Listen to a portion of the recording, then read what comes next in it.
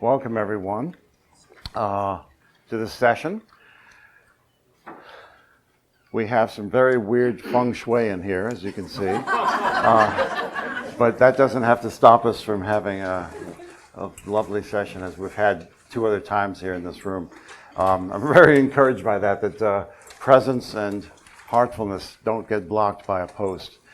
They get blocked by other things, but not by a post. So in a moment, we're going to have a meditation, and after the meditation, we'll talk about the things that we're here to talk about. But I want to welcome everybody to the session, and just invite you to open yourselves to the most important thing we're going to talk about today is about the fourth way. It's about why the Enneagram. Why has the Enneagram come into the world, and why does the Enneagram have such power, and why is it growing around the world, and what are the principles behind it? We often talk about these things. In fact, we do talk about these things in our workshops and in our trainings, but we've never actually talked about them, you might say, coherently. We've never talked about them in a sort of systematic way. And this is the first time we're going to be talking about the principles of the fourth way in sort of one talk. So that's really exciting. It's, I think, a lovely way for us People to... can't hear. It's also a lovely way for us to... It is. Not over here. Now, the microphone is on, but the speakers might not be This is working, on. right? I can hear it, but it is on. Yeah. But perhaps someone can go out and tell the sound people are outside for some reason. And are they over here? And just tell them to turn up the mics a bit, please. But this is a lovely way to really end the seminar, and the conference too as well. And so in order to prepare ourselves for that, let's have a meditation. Russ, maybe you could lead us in a meditation. Sure.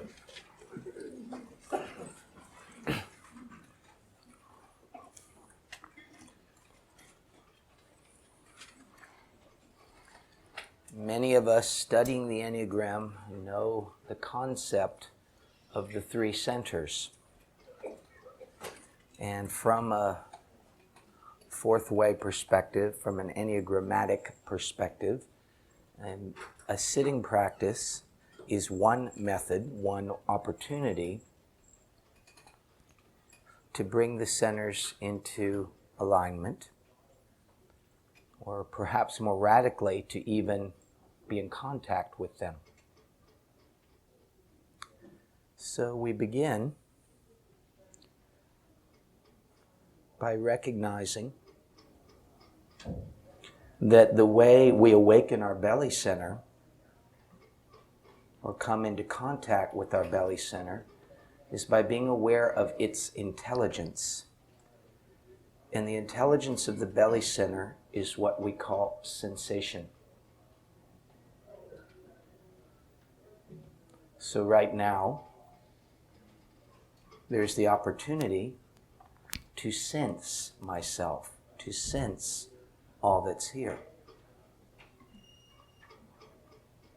What sensations are arising and moving in my body at this time?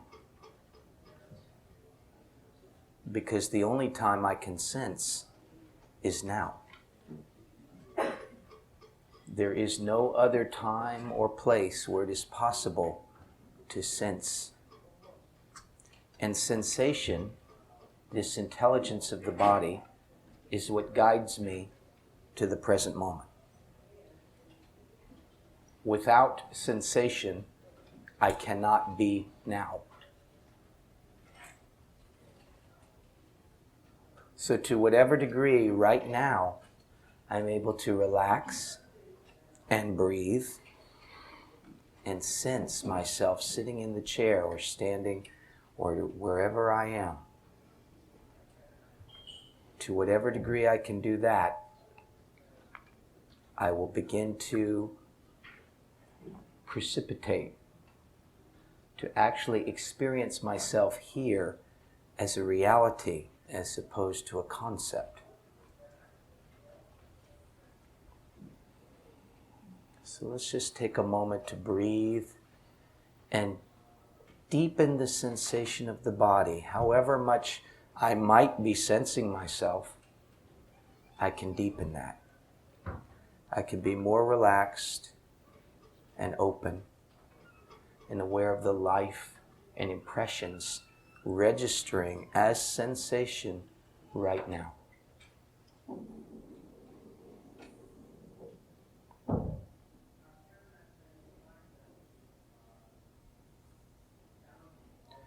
If nothing else, just sensing breathing, the movement of breath, can help me to be where I am.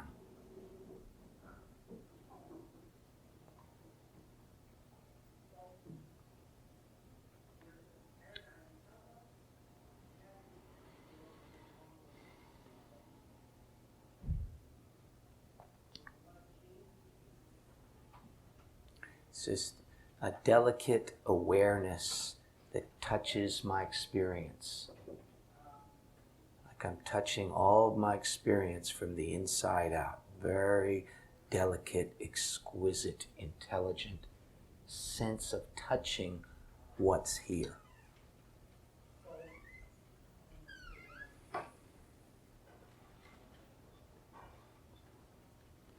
Which may make me more aware of certain contractions, closed off places in my whole system.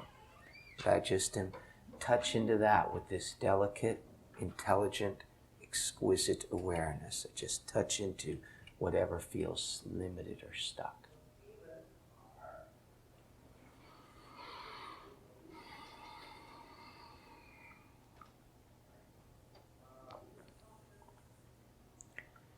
And as I feel more established in my belly, feeling grounded in my sensation, I can notice also how I'm affected by what I'm experiencing. How is my heart touched? We can approach the heart most easily and most powerfully through the belly. By sensing the chest, sensing the heart, noticing how the experience I'm having is affecting my heart right now, takes me out of my stories about what's happening and into a kind of immediacy and intimacy with my heart.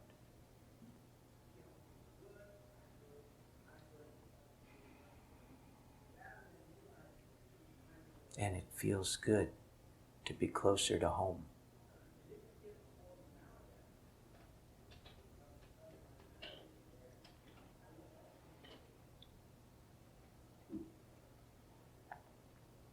Whatever I'm finding, however I'm feeling affected, is just perfect, is good, is right.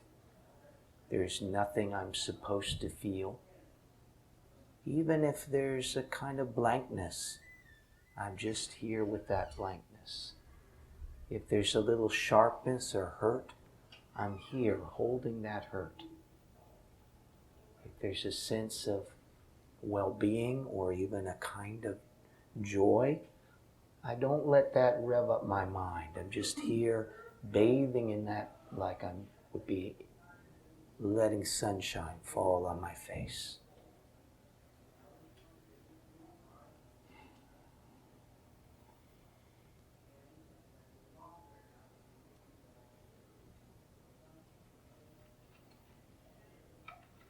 And I start to be more aware of a silence, of a stillness.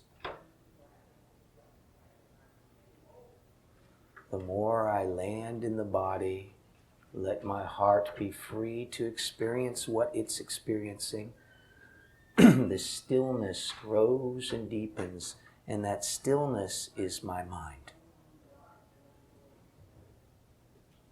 It's what appears when it is relieved of the duty of making up a self.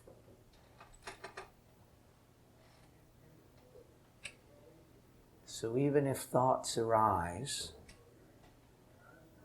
I might notice around them, behind them, in them, this stillness,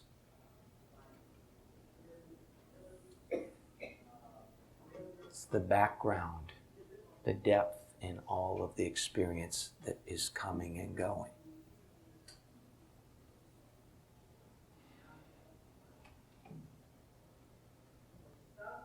So as I'm here, sensing the body and its life, feeling the immediacy of what's here now, letting my heart be affected by that freely and openly, and letting the stillness and silence deepen.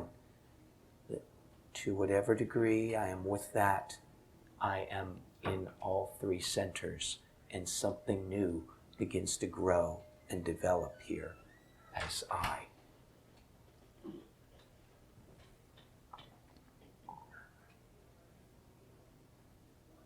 In this way, we might think of what we're doing as nourishing the development of a new birth.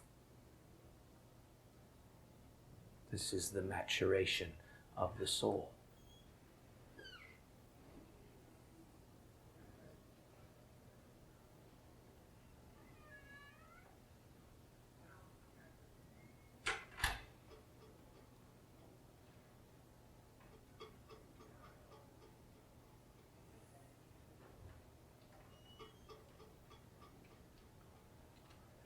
So with a body that is relaxed, strong, healthy, full of life and energy and vitality, rich with sensation and being,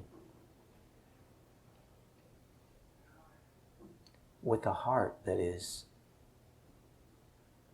brilliant, shining, radiantly intelligent, compassionate, achingly in love with the truth and its desire to be at one with its beloved. And a mind that is silent, still, clear, awake, a vast expanse of awakeness. Completely refreshed and renewed, wide awake, in deep contact with myself, with my experience, and with reality. As I'm ready, I open my eyes. The Enneagram is part of the way I see it, and I think Russ sees it, as the Enneagram is part of the whole evolution of the history of humanity and of the great struggle of consciousness itself to come into the world. If you think of evolution and the evolution of life on the planet, it started from very simple organisms and became more and more complex. And over time, these more complex organisms had the capacity to become self-reflexive, to become aware of themselves. And from that base of complexity and awareness, which was necessary to have, consciousness and being itself is trying to know itself through the organ of the human spirit, the human soul. And it takes different forms, but the you could say the aching of being to know itself is part of what this is all about. This is in fact what I think is the spirit behind the Enneagram, and why it seems to be almost an implacable force that has come into the world and is growing very steadily because people recognize its truth, and the truth that human beings are connected to each other and to something much vaster than themselves, that we are not individual, isolated beings, but that we are part of a great, large tapestry and the ground of being itself. And what is very interesting is that is now being recognized scientifically. as well. That this is not just some sort of New Age belief that we all share. Presumably, we all share the fact that the Enneagram is pretty cool, pretty interesting, seems really true, but that's just our belief. Well, as you know, we've had some scientific work on this, some real objective statistical work done on the Enneagram itself, and it has proved to be more accurate than the people who started the research could have actually guessed. Now, unfortunately, we have an announcement. We have an announcement about something that's unfortunate. Unfortunately, the researcher, David Bartram, who was going to be here to share his research with us, was not able to be here because of the British Airlines strike. So we found out about it just 2 days ago. It's just what's the way the things have unfolded. This is part of the logos too. It's just the way it needed to be. But his research will become, well, it is already available on our website. And actually, David was very, very generous, and he's allowing us to put up his PowerPoint presentation that he would have shown you will be on our website too. So you can actually download it. So in some ways, it's better. You can actually have it for yourself. So we'll be putting the PowerPoint presentation up. We should want to say one or two words about the research to date, and then we want to really get into the, as we said, the talk on the fourth way. What is the Enneagram really about? And because that, to me, is actually, in many ways, more exciting. And it's really where we live in terms of our own experience of the Enneagram. Yeah, I think first of all, I just want to say that I think this conference and the way everybody's been at it has been very moving to me as a sign of the growing maturation of our field and of our collegiality and of our growing respect for each other and our schools in the way that we're all struggling to understand something that's bigger than any one of us or any particular conception of this could ever be, right? We live in a time where we saw the work that Dan Siegel was doing. He's working with David Daniels. They're doing marvelous work that's developing a very important piece of the understanding of this. This work that Dave Bartram and his team in Britain did, hopefully are another big contribution. And we're living in a time where this is coming out of these little corners that it's been, and it's going to become a part of a more mainstream. But in this room are many people who are going to play a role in how it comes to the mainstream. Mm-hmm. So And what goes? We're entrusted with a certain responsibility here. And indeed, well, that's a really good point, because what goes into the mainstream, we hope, will be a really right understanding of what the Enneagram is. As we know, everything, well, one of the principles that Gurdjieff has taught is that everything tends to devolve. And this is also from physics, the law of entropy. Everything tends to fall apart. Everything tends to get worse unless we actually are conscious, make conscious efforts to go against that whole de-evolutionary process. I think in this talk we'll talk a little bit about the three laws implicit in the Enneagram symbol, because they're relevant to the idea of the fourth way. Yeah. So as the Enneagram goes into the world, it's really, really important to have as clear and a right understanding of what the Enneagram is. Not so that we can bring some sort of pure orthodoxy into the world. We don't need another church of the Enneagram, that's for sure. If there's one thing the world doesn't need, it's another ism. We don't need that. But we certainly want to really understand the Enneagram as profoundly and as clearly as we can, so that we can really be what we are. We are, I think, all called to be, in our own different ways, transmitters of something precious, something sacred, something true. And we want to honor that and be as clear and clean a transmitter of this as we can be. That's, I think, to me, that's our calling, or at least certainly I speak for myself, is just to try to get out of the way so that this message of consciousness and love and of the essential unity of human beings can be heard and can be made, have its impact. And where I think the rubber hits the road with this is learning a certain orientation it takes such a long time to learn to be kind to ourselves. It takes such a long time to forgive ourselves for the mistakes that we've made. And if we can't do that, it's going to be very difficult to forgive the other folks too, isn't it? So, while it might not seem important, these little moments of presence, these little sittings, these little insights we have, in my experience, they're the vehicle through which it becomes possible for me to carry something objective, right? It's through these little transformations, these little turns of the heart, these little moments where I see that my, as Gurdjieff put it, mad machine cannot do this. And that the other poor person's mad machine can't do it. That it's possible for something else to arise, and something truer, dearer to our hearts, something that we all know our poor world needs right now.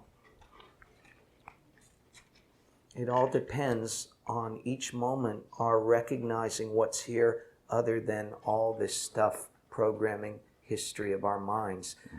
The implicit in all spiritual teaching, I think, and certainly in the Fourth Way tradition, it asks us to step off a cliff. It asks us to understand that we don't understand.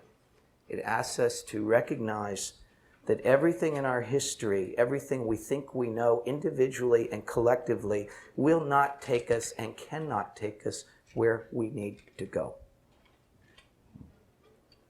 I think everybody knows that. But it takes mutual support and a lot of love and courage to help each other jump together. So somehow we were talking about research. Yeah, well, there's just one last thing to say about the research is that I think it's awfully wonderful that I think everyone in this room would not be here if you didn't have some very strong, clear intuition that the Enneagram is true. On some level, it's true. It's pointing to something objective, something real. It's not just your imagination. It's not just something that you think is kind of interesting and clever, but that there's something profoundly deep here. And to have that beginning to be confirmed, and we have to say it is not confirmed yet, totally, by any means. The Enneagram has not been validated yet. We want to make very clear. But it's that whole process is beginning, and it's very, very, very, very promising, extremely promising that this will be the case. But isn't it wonderful that what we have believed in and thought to be true for, say, 20, 30 years is actually turning out to be confirmed by the most rigorous scientific methods that people can bring to this? That is damned interesting to me. That the sort of the forms that spirit takes, which are the 9 types, are being confirmed as being, quotes, real and objective. That's one of the major findings of the research so far, that this is real and objective, and that they are real entities in terms of psychological psychometrics. Yeah, I think Dr. Bartram would say of that all the indications were much greater than what he would have hoped or would have thought. Just to say something about that, I want to speak also. Wasn't it cool? How many people here heard Dan Siegel's talk? Wasn't it great? Because in essence, Dr. Siegel was talking about stuff many of us have been working with in the Enneagram, different things that we've known about the transformation of ourselves, about how we can either use the Enneagram to reify some silly identity, or we can use the recognition of who we take ourselves to be in that identity as an opportunity to open to what he called coherence. I thought that was so exciting. What Dr. Bartram has done, just to explain very briefly, with a team of psychometrics, I want to tell you too, Dr. Bartram is not a New Age guy. It's not even an Enneagram guy. Yet. No, although he's not an although Enneagram he is guy. now. He is Self-pres, 5 with the 6 wing, hardcore psychometric measurement guy. He was working with the self-pres 3 that we met, and these guys said, if you can't measure it, it doesn't exist. That was their view. So we had to kind of go in and say, well, here's what we think, and we don't know. We had to basically say the whole Enneagram theory could be wrong, right? Are we willing to find out? And because they said, yeah, are you willing to find out? We said, yes. They were willing to play ball. Mm-hmm. They had already, they're part of a company, SHL, which does psychometric products and testing all around the world for a bunch of countries globally. Basically, they put executives together with major blue chip kind of clients, so very conservative. They had looked at emotional and basically, they work with 32 measurements of personality, right? Individual things. They have nothing to do with the Enneagram per se. They're just different characteristics that they have found useful in finding out people's abilities in the workplace. But with 32 measurements, you need somebody pretty psychologically savvy to look at a chart of 32 vectors and make some kind of sense out of it. Very hard to explain that to a client. Mm-hmm. So they've been looking for a person-centered approach to their stuff. They have looked at Myers-Briggs, they have looked at DISC, they have looked at emotional intelligence. They were about to give up, and then they tried the Enneagram. And lo and behold, better than anything else, what happened was we provided 240 students that we felt they were correctly typed, and they obviously felt they were correctly typed. And those people all took this test that was not an Enneagram test, and what they were looking for, would those individuals, like if somebody said they were a 3, would a person who's a 3 show up and have a fingerprint on all those different test measurements that was statistically significant, both in that all the people who said they were 3s would cluster together and that they would be significantly statistically different from folks who said they weren't 3s. And would the people who said they were 3s and 8s be similarly different, if you see what I mean? Mm-hmm. Bingo, bingo, bingo. It all came out. Mm-hmm. So while this is promising and very interesting, and they were stunned, it's the best results they've had with anything so far. They are now committed to 2 years of research. 2 more years. 2 more years of researching this, which mm-hmm. they're going to put in under all kinds of tests, including getting a larger group of naive subjects. But we had to kind of do it with people who knew it first to sort of see what the fingerprints might look like, you see. So there's a whole, research takes time, as any scientist will tell you, but I'm just very excited that we're going to enter a period where there will be the beginning of a possibility of bringing some more empiricism into the study of the personality side of this. Mm-hmm. That being said, as we all know in this room, just getting the personality part is only the beginning of what the Enneagram's about. Mm-hmm. But if we don't get that, then, might as well use something else. Right. The journey of the Enneagram only starts when we find our type correctly. As we know, if you've studied wisdom, at the end, towards the end of the book, we have a thing called the excavation and recovery of the true self. And that is really a way of looking at the 9 strata, the 9 different, sort of, as we talk about peeling the onion, well, there are like 9 different strata that we all go through on our spiritual journey. And the first strata is just our habitual self-image. It's just the way we are. It's the unconscious mechanisms and responses and patterns of our personality. Well, the Enneagram starts not with that, but with the movement from there to the second stratum, which is the awakening to what is really going on, to what we're actually doing. And so some real self-awareness is necessary. And with that self-awareness comes then the possibility of change and transformation. So the data is not really talking about stratum 1, because that's really everybody's delusions, and how could you talk about that exactly, except categorize people's delusions? But second, it's really talking about the movement to what are the underlying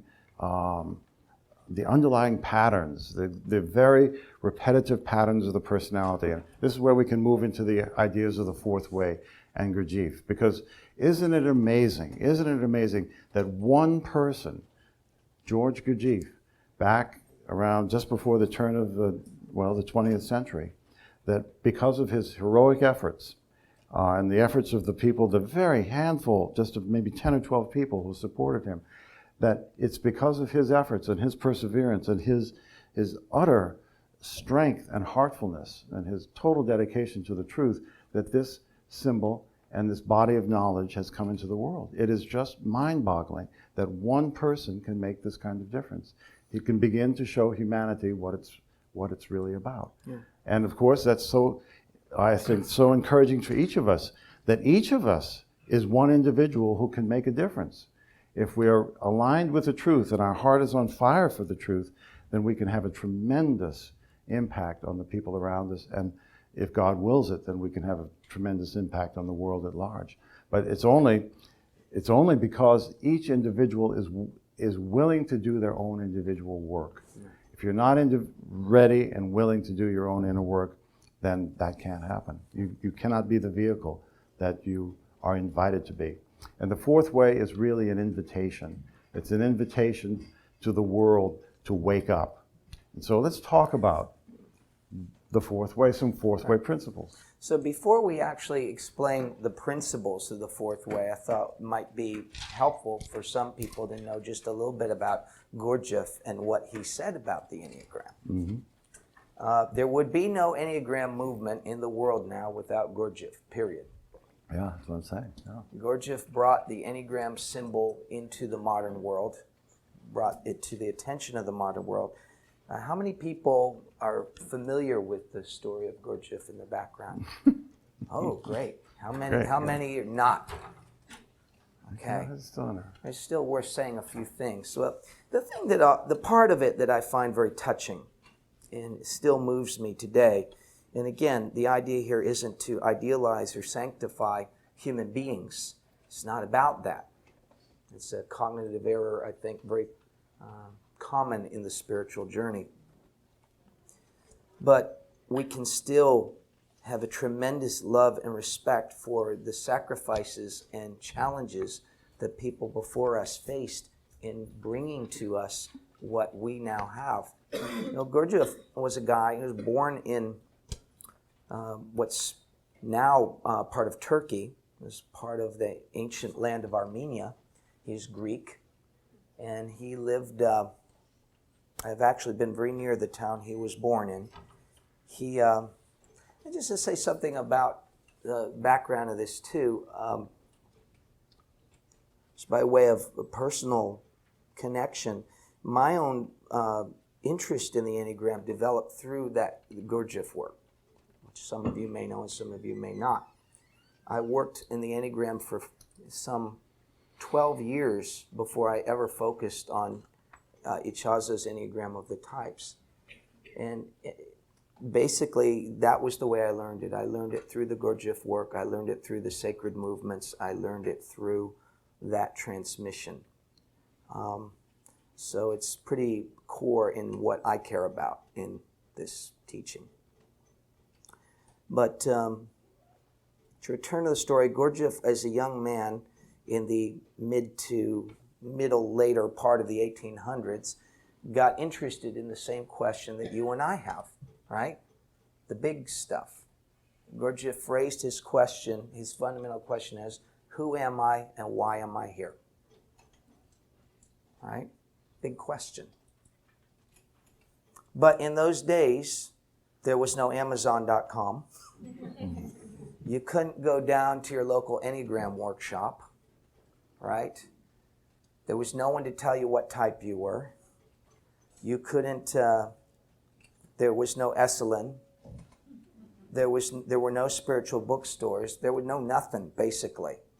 You went into the priesthood, or you became a rabbi, or whatever, an imam, or you studied science, perhaps. And Gurdjieff saw immediately that while science was great and religion was great, neither of them for him seemed to have the whole deal that he was looking for. So he got together with a group of like-minded people over some period of time, and they did something very outlandish. Gurdjieff was an 8, by the way. Thank God. In that he had the oomph that it took to go through all this. But this group, which called themselves the Seekers After Truth, and some of you may know that Claudio Naranjo named his group SAT in honor of the Seekers After Truth, got together and they made a plan to go explore esoteric knowledge in different regions of the world and to come together and share it and find out what they could find out.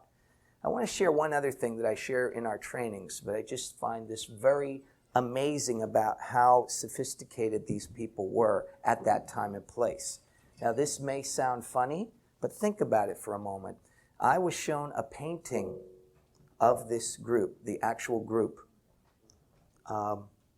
that was from that part of the world, and showed this group of people sitting together. And Gurdjieff, you could tell which one he was. He was one of the younger ones, actually. But there were 3 women in the group of about 15 people. Do you understand what it means that there were women in the group in the mid to late 1800s in that part of the world? What kind of women those were, and what kind of men the men were that they said, we need women in the group? I just say that as a sense that to do this work is always to be a little out of step with your time. So maybe we can relax about that part. Well, But anyway, Gurdjieff, after they did all these travels and everything, I just want you to get the sense that they traveled from Morocco and Spain all the way to Indonesia. People went all over. They lived in monasteries. They crossed dangerous borders. Gurdjieff himself was shot 2 or 3 times, right? The dangers they faced would be like, if I said, do you really want to know the truth? And you said, yeah. And I said, you got to go to Fallujah. Would you go? They did. You see? So we might, that's why I'm amused, because, we got to sit here so long. Oh, God, this long without a break. Oh, my God, we're going to be up till 10 o'clock. Oh, my God. You know what Gurdjieff would have done with that? Booted your ass right out the door. You want to wake up, but you don't want to be inconvenienced, right? Well, it takes a little more to wake up. But anyway, I just want you to get the sense of what these people did. Well, then also their methodology, and then we really should get into the principles, too. Because we could talk about, there's so many different interesting aspects of this. And I want to just bookmark or just return to the point that Russ made, is that at the end of his life, Gurdjieff also entrusted his work to 2 women. It was the women, not the men, but it was the women who became his heirs and successors, and the people who carried on what is now called the Gurdjieff Foundation in the world. So women have played a very, very important role in the transmission and development of this body of knowledge, and we want to really acknowledge that.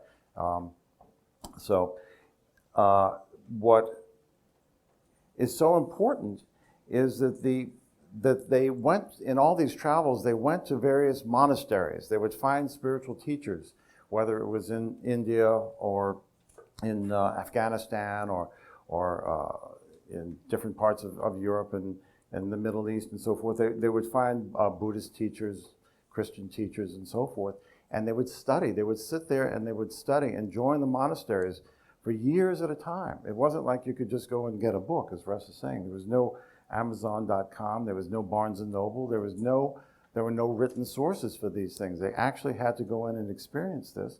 Then they would come back together and share what they understood. And through this distillation of wisdom over many years, and after many, many sufferings and travails, then what emerged was this body of knowledge which we call the 4th way. That there have been, Gurdjieff's teaching is that there have been 3 traditional ways of having God realization, but that there's now in the world a 4th way. Yeah, and we can't really explain the 4th way without explaining a little something about the Enneagram itself.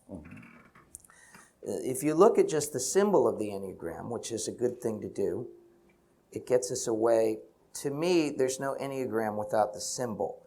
As soon as you start just thinking of the 9 types as 9 boxes, the Enneagram becomes kind of dead, and it becomes the very thing that people are suspicious of when they hear about it. Like, I don't want to be put in a box, right? Mm-hmm.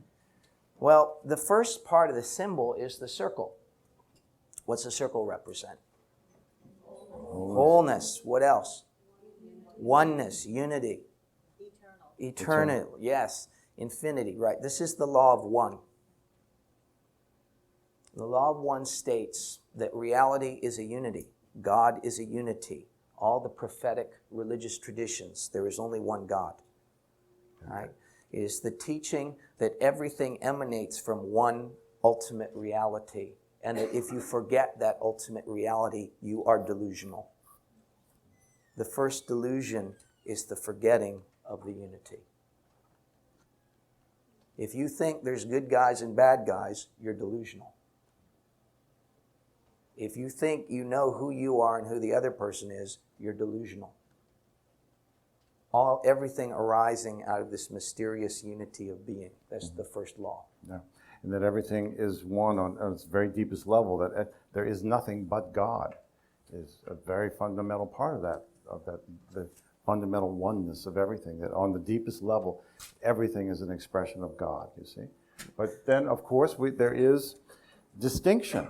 Everything is not just some bland, homogeneous sort of smear of like big mound of mashed potatoes or something. We have actual distinctions in the world. There are different things and different people. How did that happen? There's a law of 3. The triangle is the idea. This is the law of 3. Is the law of manifestation, you might say.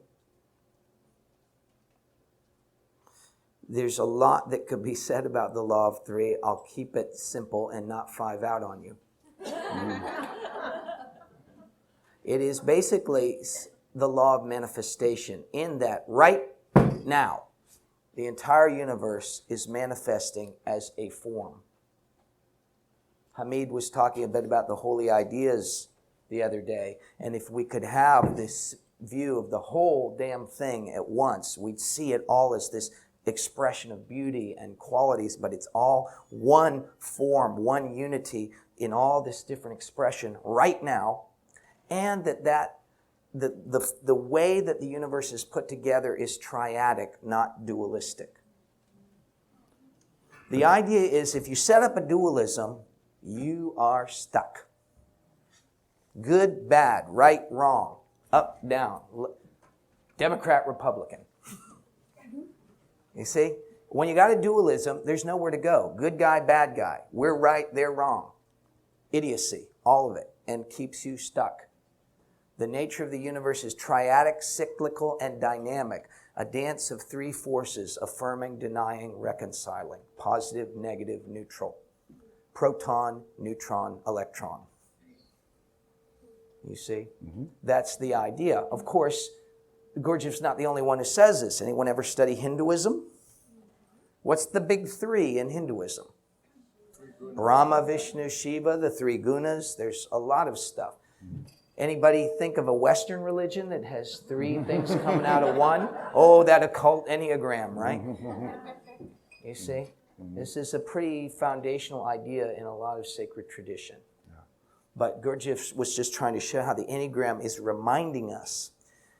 What he said, if you see something enneagrammatically, you see the truth of it. So now we've got 2 parts. Everything is arising out of the mysterious unity of God. Everything is here as a form, a particular form arising now because of the 3 forces emanating out of the unity. And then we have this, the funny looking part of it. Now? Right, because I'm emphasizing that only now is real. The future is imagination. The past is memory. Only now is real. And then, why does things change? Well, here you go. The law of 7. And that, of course, things arise, but of course they also change. There's constant change. It's one thing we know about reality. Nothing stays the same, right? Everything is always in motion. It's either evolving or devolving. It's changing in some way.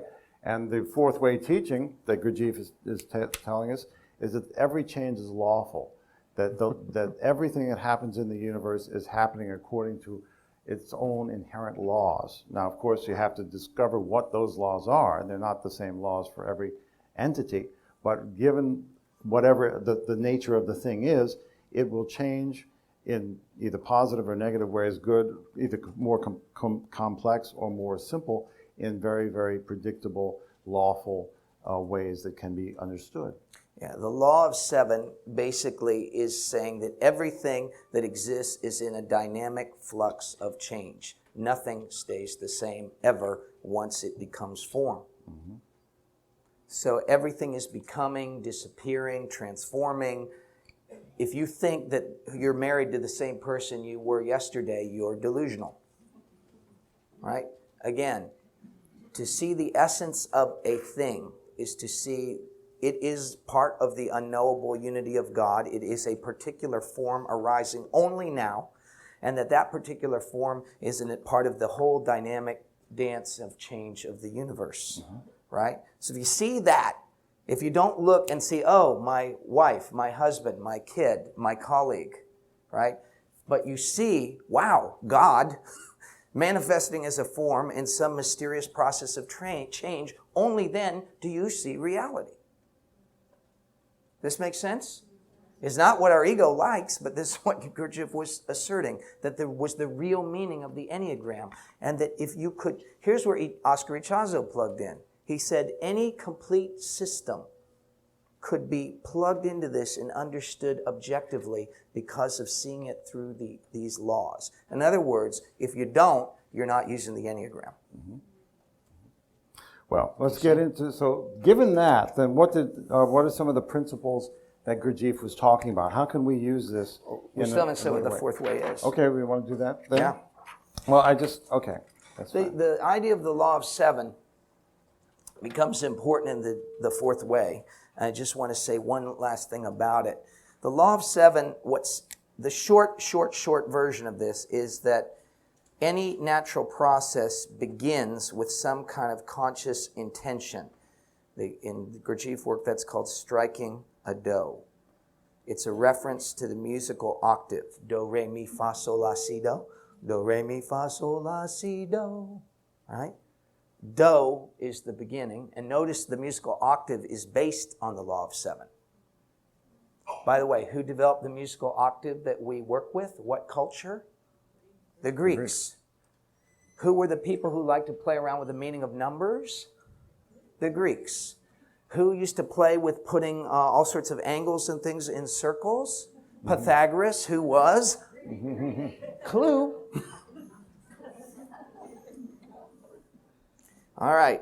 Striking a do. Basically, the idea of the law of seven is that you can, anything that to get started needs a certain impulse of consciousness. It's like if you ever try to stop something, that's an easy way to see it. Let's say you want to quit smoking, you want to quit eating sugar, you want to change something in your behavior. You think about it, you kind of want to do it. I might do it. Or you kind of half-heartedly. But when you actually do it, something's different, right? There's some impulse arises like, okay, and you're ready, and now it's going to happen. That feeling, that preparedness, that boom, is called striking a do. It's the activation of will. Mm-hmm. But as you learn more subtly, it ends up not being your will. Striking a do, you can go ride that impulse for a while, but then it comes to what's called an interval. I won't do the whole musical metaphor right now, but if you look at the musical octave, there are places where you have to know where to turn, so to speak. If you just keep going the same way, you create a whole tone scale which has no tonal center. Yeah, but the musical octave has two places where you do a half step instead of a whole step, for those of you who know something about music. Well, there's a first interval, This is called the mi-fa interval. And something else is needed to get you across that. So like if you were losing weight, trying to lose weight, right? You might say, I'm going on a diet. And that'll work for a while, right? But then what happens? You hit a plateau. Stop losing weight. What happens? A lot of times you get discouraged, you give up. That ice cream sundae looks damn good, right? And the tendency of inertia is there. And the octave goes down. Or it goes in a different direction. Gurdjieff said, at that point, you need another conscious impulse. You strike another dough at another level. And that impulse, that energy takes you on this one. So as an example, if you were losing weight, what else might you do at a certain point to keep the weight loss going? Exercise. Amen, right? Suddenly you say, oh yeah, exercise. So now you're exercising and dieting, and you start to lose more weight. And that will carry you for a while. But eventually you get very close to the goal and you hit a second interval. This is called the CDO interval. And that interval is tough because you're almost to the goal and we get lazy, we think we're done, nothing else is needed. Like maybe you lost weight to get a girlfriend and you get a girlfriend, and so then you know what happens when people get married. Right? You get all fit so you look great, go to the singles club, find a partner, right? Then you get the partner and what happens? The octave goes down. What might be an interval that could be started to carry this on might be the whole recognition, gee, when I work out and eat properly, I feel better. So now there's a whole awareness of wellness, of consciousness versus a lack thereof. So now suddenly this earlier octave becomes part of a larger octave of well-being and awareness. So maybe I start doing yoga and meditation. And so the idea Gurdjieff suggested is that nothing sits on its own. Everything is interrelated. If you think you're doing something on your own, you're in delusion. The whole thing is a web of interconnected octaves and activity building on one another. And where there's conscious impulse, they follow through. Where there's not conscious impulse, inertia, entropy takes over and it goes where you don't want it to go. Yes. Ladies and gentlemen, the Enneagram movement. Need I say more? So we'll return to that on another level. Yeah, the other deeper sort of thing here is that the Enneagram itself shows us that everything is interconnected. We are not just one type, that we are really all 9 types, and that we need the energies of all 9 types constantly being aware of the different facets of each of the 9 types as they're playing out in ourselves, and being able to bring those energies in at the right moment. That's part of the whole teaching that Russ was showing us, is that knowing the laws of the psyche, knowing the laws of the cosmos, and knowing what the Enneagram types are really about on a, you could say, metaphysical level, on a spiritual level, what they really are about. It's not just about being a reformer or a helper, but it's about different internal and psychological laws, being able to bring those into the situation in the moment as they're needed is the way that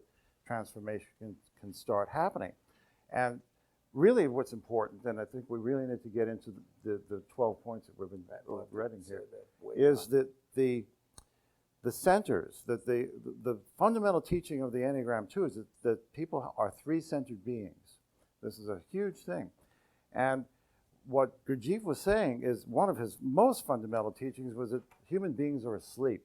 Now, you've got to remember, back in 1890 or so, this was revolutionary. This was absolutely heretical. People just did not know what to make of this. For most people. To be told that humanity is asleep, and the truth is the exact reverse of everything we have been taught to believe.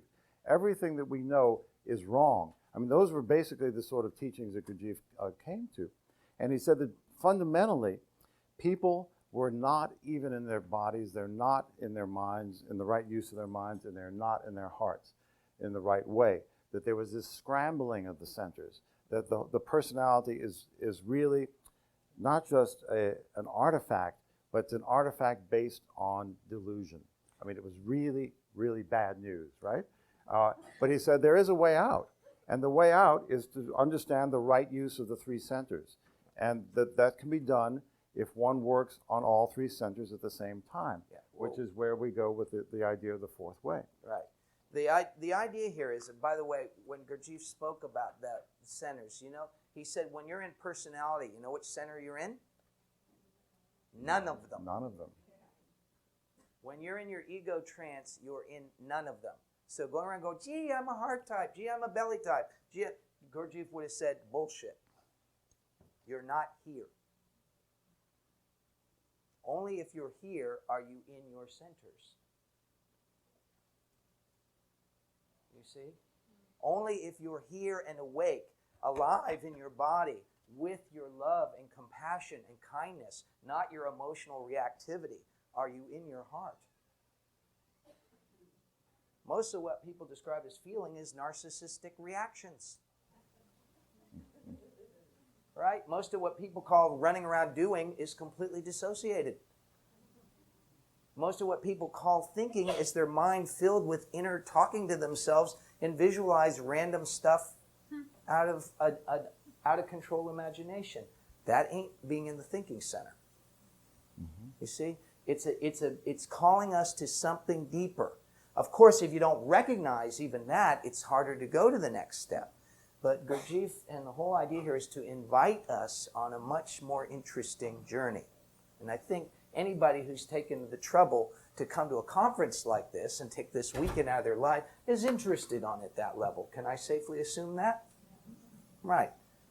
So the four ways, Gurdjieff said traditionally, there were only 3 ways that you could create a sense of communion with the divine. The first was the first way, which was mastery of the belly, learning to live in the belly. He called it the way of the fakir. I just call it asceticism. It's the way of asceticism, right?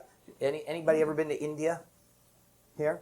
Yeah, probably many of us, right? You go to India, you meet these sadhus, right? They're everywhere you go. They're people who've given up the world. Their hair grows long. They sit and meditate, or they sit in a yoga posture, or they do really strange things to their body that I won't say in mixed company, right? But the whole thing here is overcoming the body. When people want to wake up, and you always read the stories, where do they go? Do they go sit by the pool at the hotel? No. Where do they go? The desert, a cave, a glacier on a mountain. Why do they go there? Master the body. Get away from people, master the body. The idea of the first way, though, is that you must renounce worldly life. If you're going to be a sadhu or an ascetic and go live in the forest or the desert, you're not going to work at Citibank. You can't do weekend sadhu. Right? That's the idea. Okay. The second way, guess what it goes with, my dear friends? What would you guess it goes with? Of course, heart, right? This is what he called the way of the monk. And we will call it... The way of devotion. Yeah, we call it devotion. Mm-hmm. This is the tradition of bhakti in yogic tradition. This is the transformation of the heart through a complete one-pointed devotion to something sacred that you love, right? It's in all traditions, right? Many Christian mystics, just by contemplating their profound love of Christ or of the Blessed Virgin, transformed their consciousness, right? People, to this day, people just through radical bhakti devotion to a master, a guru, a teacher. Some people wake up that way. There's all sorts of traditions of this. But again, you can't do this and, be an investment banker. It's hard to run an internet service and do this. And traditionally, you had to renounce the world, go off and live in some cloistered life and devote yourself to this wholeheartedly. That's the second way. Then the third way is the way of the yogi, or the way of quiet mind. This is the taming of the mind, the chattering of the mind, being able to be still inside, which of course, what does that sound like? That sounds like what Buddhism, exactly, Zen sitting, Zen practice especially, of sitting and just being sort of very, very quiet, very still, very empty in terms of the mental content and mental activity. It's coming to master and understand how the mind functions so that you can drop into its fundamental silence. Right. And there's, again, many traditions that do that, but you can't do that and be in life. It requires a monastic kind of existence. To go the whole way. To go the whole... You can do it to get a little help so that you're not quite as crazy at work. Right. That's the way most people do it nowadays. Yeah. But to actually have the transformation of the soul, the radical transformation of the whole self, required a leaving of life, right? All these kind of folks went off for years and years and years and did this and then came back. Yeah. Or sometimes they didn't come back. People went up to the glacier, the cave, and took care of them, right? It's interesting to know, too, that, say, like the second way or any of these ways is or indirectly used to try to master the other two centers. Say, for instance, I was a part of a second way thing. I was a Jesuit seminarian, and we certainly were encouraged to have devotion to Jesus, to Christ, to devotion to the Virgin Mary. And it was through this sort of devotion to God, this heartful connection to God, that we're trying to master and tame the impulses of the body and to quiet the mind. But that wasn't the real focus. The focus was using the heart to affect the body and the mind. So it was a kind of a misuse of the heart, you could say. And what Gurdjieff was pointing out and is pointing out is, no, we have to sort out what is the right use of the three centers and really be in the center in a right way. And when that happens, then true transformation is possible. And this is really key. And we're going to get into the 12 principles of what he is teaching. When you're in one of the centers, you have the possibility of waking up. When you really are in, say, your mind and you have attained quiet mind, or when you're in your heart in a right way and you have really understood and you are actually experiencing the love that is manifesting in the universe and in you and so forth, there is the possibility of waking up and being present. With two centers, there is the possibility of real objectivity, really getting beyond your ego. There's the possibility when two centers are awake and in right use, there's the possibility of objectivity, you could say. It's like, now I'm getting in touch with reality. When all three centers are balanced, awake, and there's right use, then transformation is possible. But all three centers have got to be in alignment, awake, and in their proper orientation.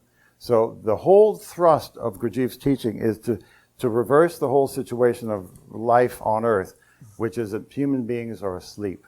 But they cannot awaken just by snapping their fingers or thinking that they're awake. They've actually got to do the work of transformation, which is getting the three centers into the proper alignment and the proper functioning. Right. And the way of doing that, the methodology of doing that, the technique, you could say, of doing that, which is not really a technique, is the fourth way. The fourth way is the way in which all of this happens in the world as we live our lives, as we use the conditions of the world to wake up.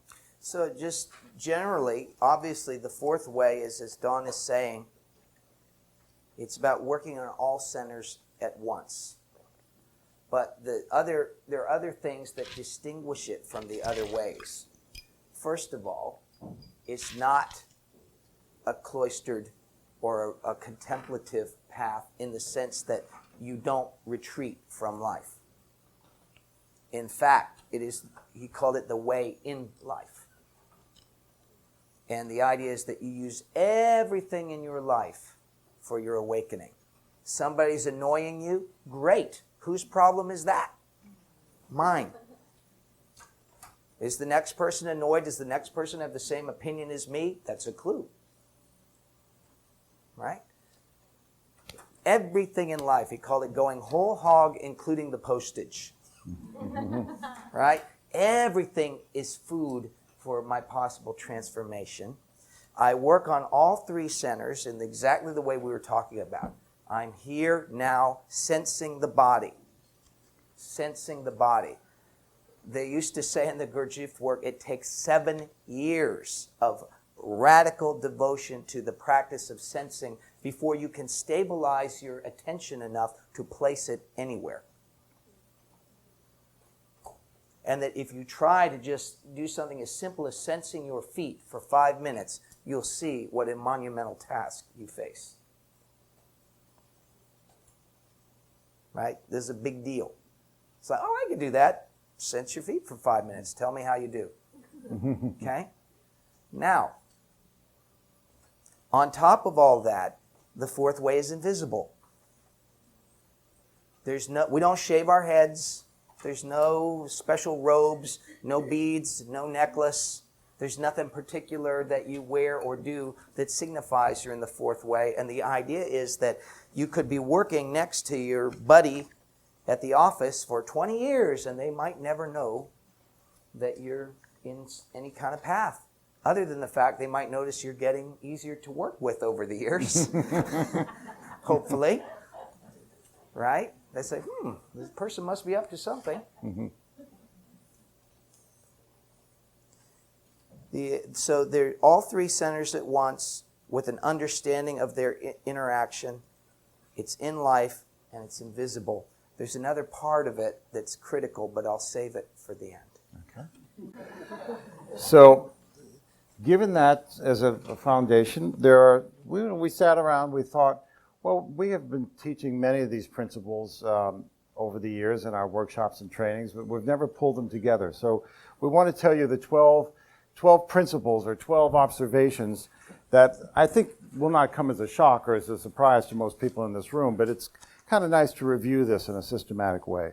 So one of the first, I'll just say the first, and there's no real particular order here, is that while there are a few rules and there are principles to the fourth way, one of the main things about the fourth way is that it is about the empowerment of the individual. It's about the individual's realization of the truth for themselves. One thing about the fourth way is that this is not a church. You can be a Christian, you can be a Buddhist, you can be a Jew, you can be an atheist and be in the fourth way.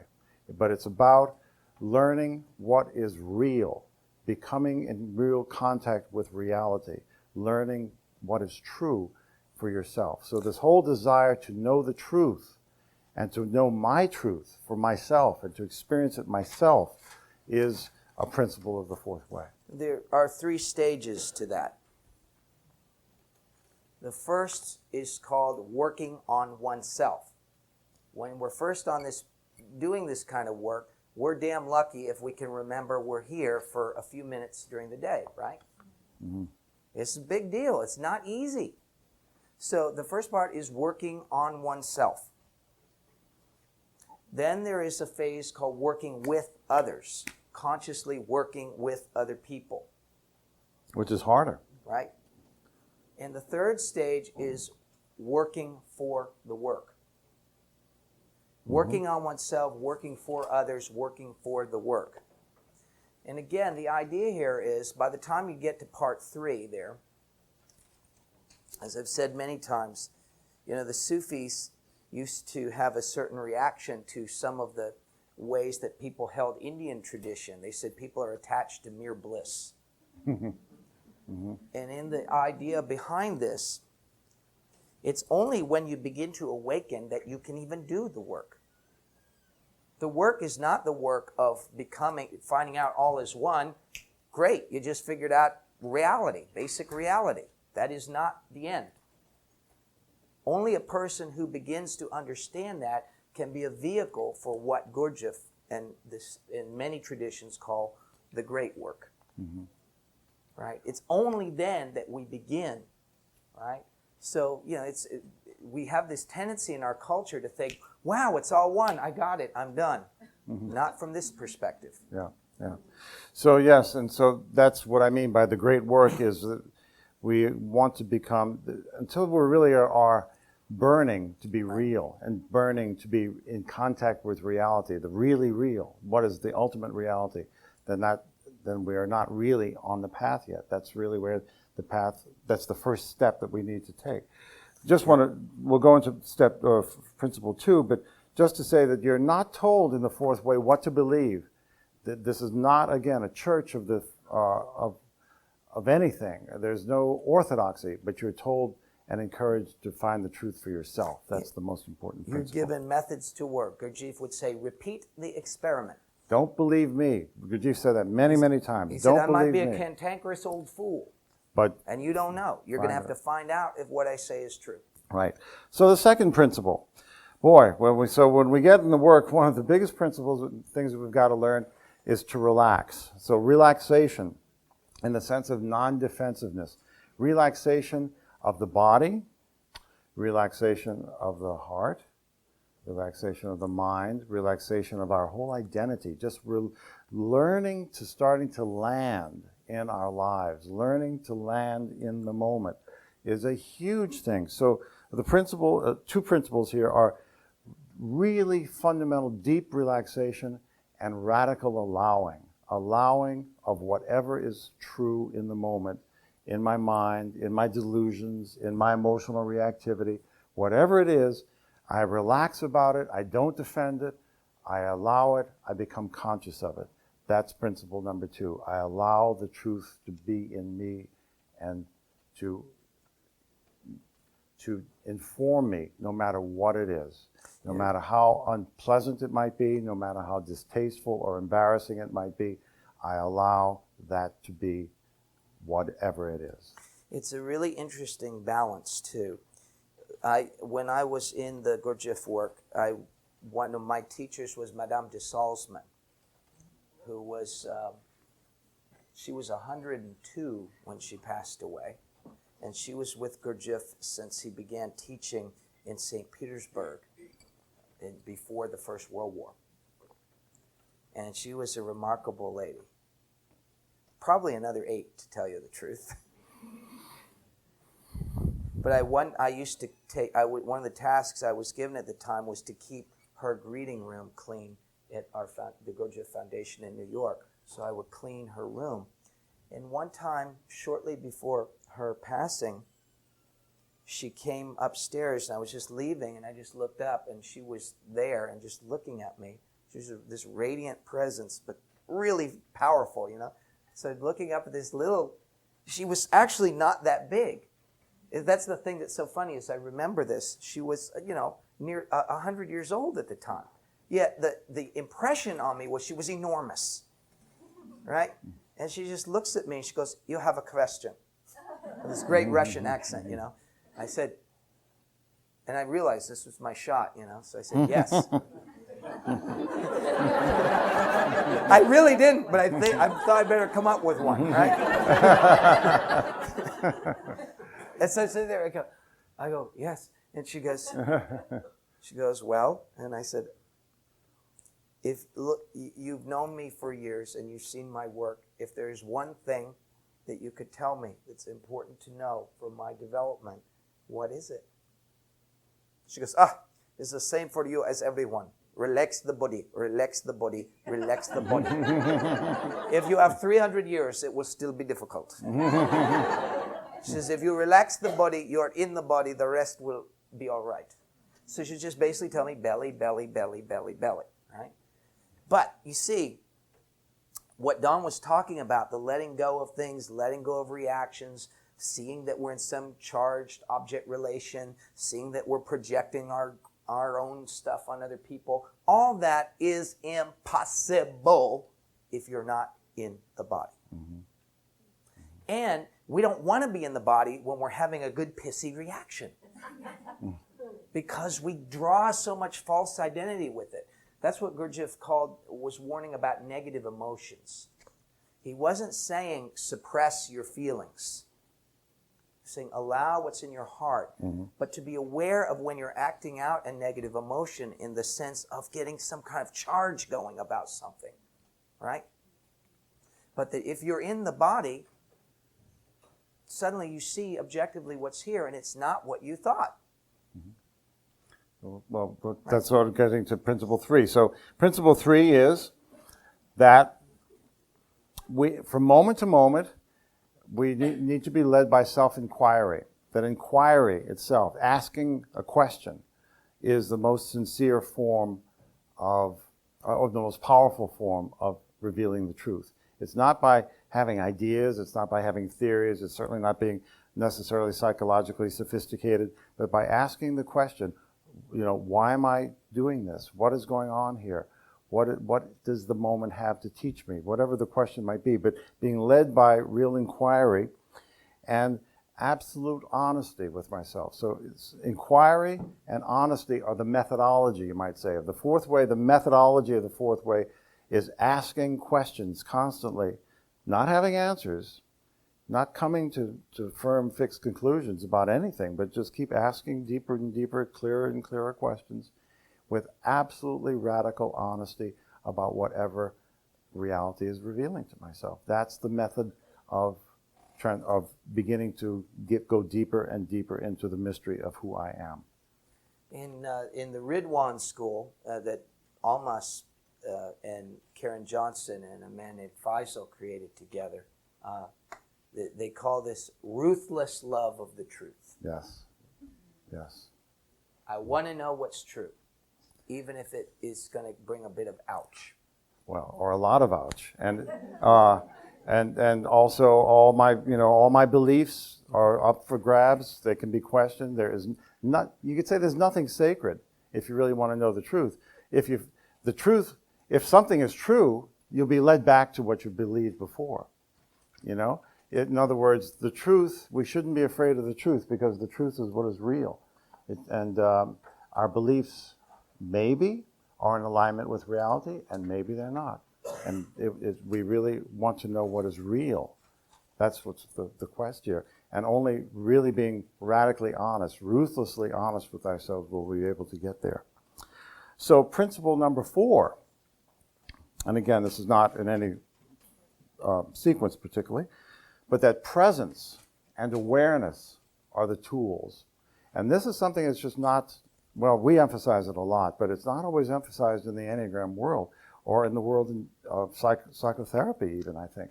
But that constant learning how to be present, learning how to be in the body, learning to become more awake and aware in the moment. This is the tool of transformation. This is the scalpel that will cut deeply into the truth and make it possible for us to go deeply into the truth. Is this interesting, what we're talking about? Yes. Okay? I hope it's helpful. Okay? Russ, you're not on the loudspeaker. I'm not?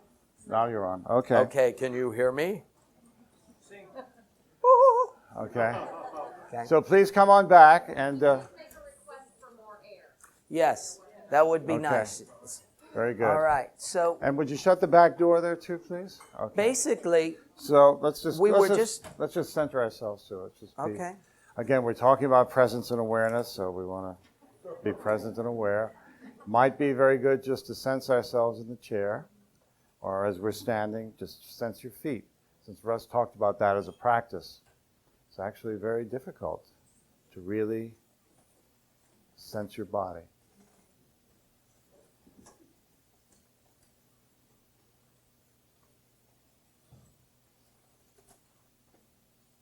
Okay, thank you. The reason that presence is important to be aware of is because it's what you are. You're not a self that has presence. You're presence that has a self. So if you're not aware of your presence, you're not in connection with who and what you most fundamentally are.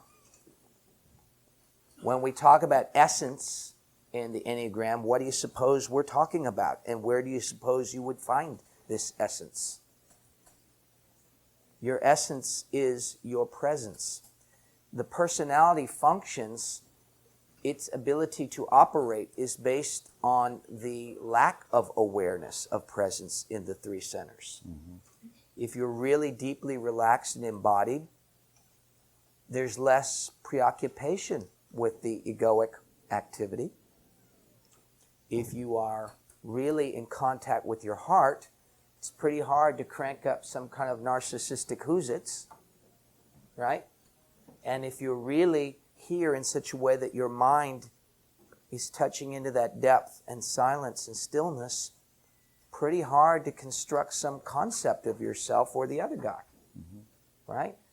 Yet what's actually here now, arising and expressing itself as your depth, as your body, the whole thing, is presence. So the awareness and the maturation of presence is what is transformed. We'll say more about this, but the Enneagram work is not, or let's say the essential work of transformation that the fourth way speaks of, is not the same as fixing the personality. Mm-hmm. Now, we're not... That's going to be Yeah. another point. But you can really see presence is the sine qua non of what we would say is the fourth way sourcing of the Enneagram tradition. Right. How could you be objective about your personality if there isn't something here besides it? Right. Every time you're doing exercises or inner work or having insight, something that you hitherto experience of self is suddenly seen objectively, right? Meaning something is here that isn't what I usually take myself to be, right? We talk a lot in the Enneagram work about cultivating the inner observer, right? For the inner observer not to be a dissociated part of my mind, it needs to be an embodied, immediate, heartful presence. Mm-hmm. Without that, nothing. Yeah. And awareness and presence to the moment, in the moment, is what we call catching ourselves in the act. I think if you've read Wisdom, you know what we're talking about. But it's basically really seeing in the moment that we're doing something. Say, for instance, if we're angry. It's not just remembering, oh, yes, I was angry at my wife yesterday. But in the actual moment of anger, the arising of anger, feeling the anger coming up in my body, hearing myself speak in that angry, sarcastic, or mean tone of voice, or whatever it is, actually seeing that. That alone has the power to change the situation. Because everybody always asks, how do I use the Enneagram to fix my wife? It's true. How can we get this question all the time? How can I use the Enneagram to change my kids, to get my boss to like me? Or people something? usually say change. They say help. Help or fix. Help. Yeah. How can I help? I want to dress it up a little bit, but that really comes to the same thing. And we say that the only technique that you can count on is awareness and presence. Is that your own awareness, the depth and clarity and accepting quality of your own awareness is what will change yourself and will change other people and will change every circumstance you're in. But no other technique will. Other little techniques can help. They can ameliorate. They can kind of prepare other people's personalities to change as well. But the thing that really is the catalyst for real change is awareness and presence. We generally don't remember those groovy little techniques unless we're here. Yeah. We're usually, in the situations we want them, we're already deeply in one of our own egoic trances, and we just forget the tools. Oh, yeah, there was that thing I could have done. Yeah. And the thing is, the other thing is, when we see in ourselves some personality feature, and we see it actually to the depth that we see it and have awareness of it, is to the degree that it will change, it will stop. Just a wonderful example of that is our teacher in the Gurdjieff work said that he used to have a habit of going to Nathan's hot dog stand. You know what Nathan's is in New York? It's a real traditional hot dog place to eat. And after doing the Gurdjieff movements. Yeah.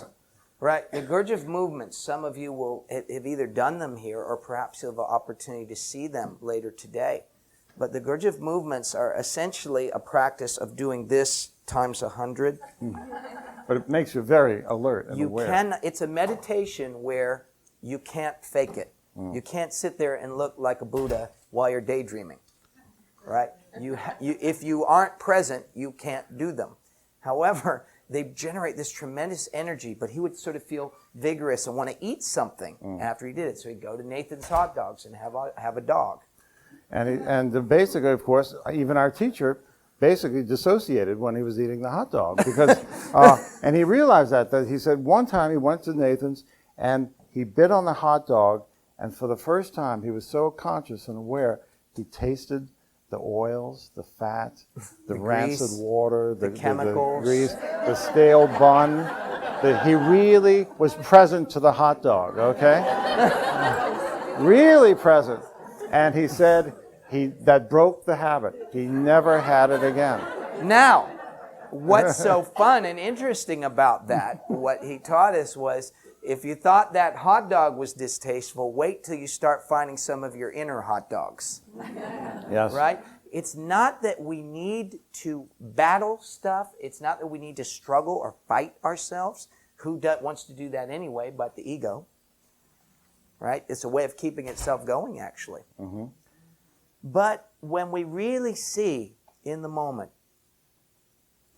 if I do catch myself in the act, if I suddenly see how I'm turning my friend into something scary or a bad object, or how I'm saying horrible things to myself, right? Or I'm being unkind or unconscious in all the ways that ego does, without judging it. That's the important part. Without judging it. Just see it. Taste the hot dog, right? And something in our soul just lets it go. Because we don't want to eat that hot dog anymore. Yes. But there's no judgment in it. It's like a little kid, you know. You see a little child reaching to eat food in the early stages. They put everything in their mouth, right? If they take something and it doesn't taste good, right? They don't go, ugh, ugh, ooh, oh, I hate it. Ugh. No, they just go to the next thing, right? But there's no Sturm und Drang, right? They just go, doesn't taste good. Put it down. And it becomes more like that the more we start to actually see what we are, what's really here, the actual nature of the connections that we really do have, and see all the ways that our mind is spinning other tales to keep a little identity going. And an identity that's based on the suffering of our childhood. We're coming to that. So basically, learn to taste your inner hot dogs. You know, if the Enneagram, we're going to get to this point too. The Enneagram is a way of showing us our inner hot dog, our inner hamburger, our inner Snickers, or whatever it is is really not good for us. We're not saying judge it. We're just saying just really see what it's costing you. Really, really experience what am I doing to myself. Once we do that, really do it to the depth that we are aware of it and that we can bring a clarity to it, it will change. Change will happen because the soul wants to be free. The soul wants to be enlarged and expanded. That's the natural flow of the soul. And we see the ways in which our habits and our blindness and our dissociation from reality blocks that and shuts that down. Yeah, so and one last just thing. to say one other thing about that, when we feel reluctance to deal or to see or to be with our inner hot dog, this is where what you know about the Enneagram can be helpful. I've learned, for instance, that if I'm just don't want to let go of something, it's a pretty good chance that anger, shame, or fear, or some kind of hurt are operative. The emotions that drive our Enneagram fixations are working in some way, and I'm not willing to feel something that I'm feeling. Yeah. Okay. So the one last thing to say about presence and awareness is, how do I become present and aware? You might think, we often go through the stage thinking I'm more present than I am. I know in the Gurdjieff work, I thought I was present for a couple of years when I realized, looking in retrospect, I was totally still checked out. You know, how do you know you're authentically present? I was just delusionally thinking I was present, but I wasn't really present. Well, The answer to that, let me just say, the answer is you learn presence by being around present people. You see, that's really the role of the teacher, isn't it? It's really the role of the community. Presence, you can't think your way into presence. You can't sort of persuade your way into being present. You can't imagine yourself being present. You got to be around present people. And when you're around present people, it awakens real presence. Yeah, Gurdjieff said we cannot wake up alone. Yes. He said he did not say it was difficult. He said it is impossible. He said we need community. We can only, by working together with other people, being present together, does it become possible to go beyond what our individual capacity would be. That still means you do your own work. Yeah. You can't just sit around waiting for other people to, bleed their presence on you or something. Mm-hmm. But it's the working and the seeing through our pattern consciousness and our projections and our object relations just becomes so much easier when we're in a community of present people. I just wanted to tell the Newark story. This is a funny bit. Like in the early days of our teaching, it's totally humiliating, but it's illustrative. One of the first trainings we ever did, Don and I were teaching at Kirkridge, a place in the Pocono Mountains, and we were driving back to New York City, and we were congratulating ourselves because we had been so present. We were so present for those people. Did you notice this? Yeah. And what about that? We're just being so present. And there's a place where the highway splits. Patting ourselves on the back. It's true. And one part goes back to New York, and the other goes into downtown Newark. Yeah. And suddenly it's getting dark. And we're in a very interesting neighborhood in downtown Newark. Like, how did we get here? Yeah.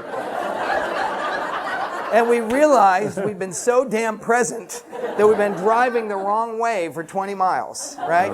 It's like... We didn't even know it. I mean, yes. We were so checked out, and we were so...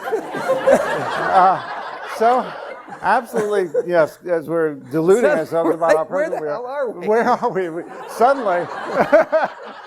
we woke up. I mean, we really woke up this time. It was getting dark, and it was even funnier because all the the entrance ramps back onto the highway were under repair, and we could not get back onto the highway. It's true. So what did we do? We said, okay, relax. We relaxed. We said we are present now, and. Then we saw, and then we got out. We were able to actually find our way out within a few minutes. But before, we were going around in a maze. We were absolutely going around in circles. I swear to God, what a metaphor, this is absolutely right? true. The beautiful thing about it is you can't be presence 5 minutes ago doesn't help you count. now. Yeah. Presence that you might do tomorrow when you do your practice won't help. When can we only be present? Now. If we're not present now, it's all imagination. Yeah. And also, just how do you know you're present? Not just imagining you're present. Again, it comes back into being in the body. Can I feel sensation in my body? Can I actually feel the sensation of the room? Am I really in contact with other people? That's how you know, is the depth of your own sensation. If you have no sensation in your body and you have no awareness of your environment, then you're probably not present. You're probably not here at all. You just think you are. See? So that's where, again, coming back into the body is essential and knowing the taste of that. Okay? So the fifth principle, and we could talk about all these for a long time, but I want to give you what we have here. Awareness brings some degree of conscious suffering. And Gurdjieff talked about conscious suffering. This is not to become masochistic. The spiritual journey is not about suffering. It's actually about the release from suffering. But there is certainly a death of the ego that's involved, and there is a certain amount of willingness that we must have in order to see that through. There's a lot of things that we have to let go of, a lot of delusions that have to die. And so there's this real, what is called conscious suffering, as opposed to unconscious suffering. Gurdjieff also talked about how most of humanity, and most of the time we ourselves, are unconsciously, unnecessarily suffering because of our delusions. We create suffering in our own lives, and we create suffering in the lives of other people. That should stop. That we hope that to stop. But even so, there will be conscious suffering in terms of the cost of allowing the personality to die. You don't even need to think about his ego death. I think just people get way too dramatic about that stuff because, frankly, until we're there, we do not know what that means. Mm-hmm.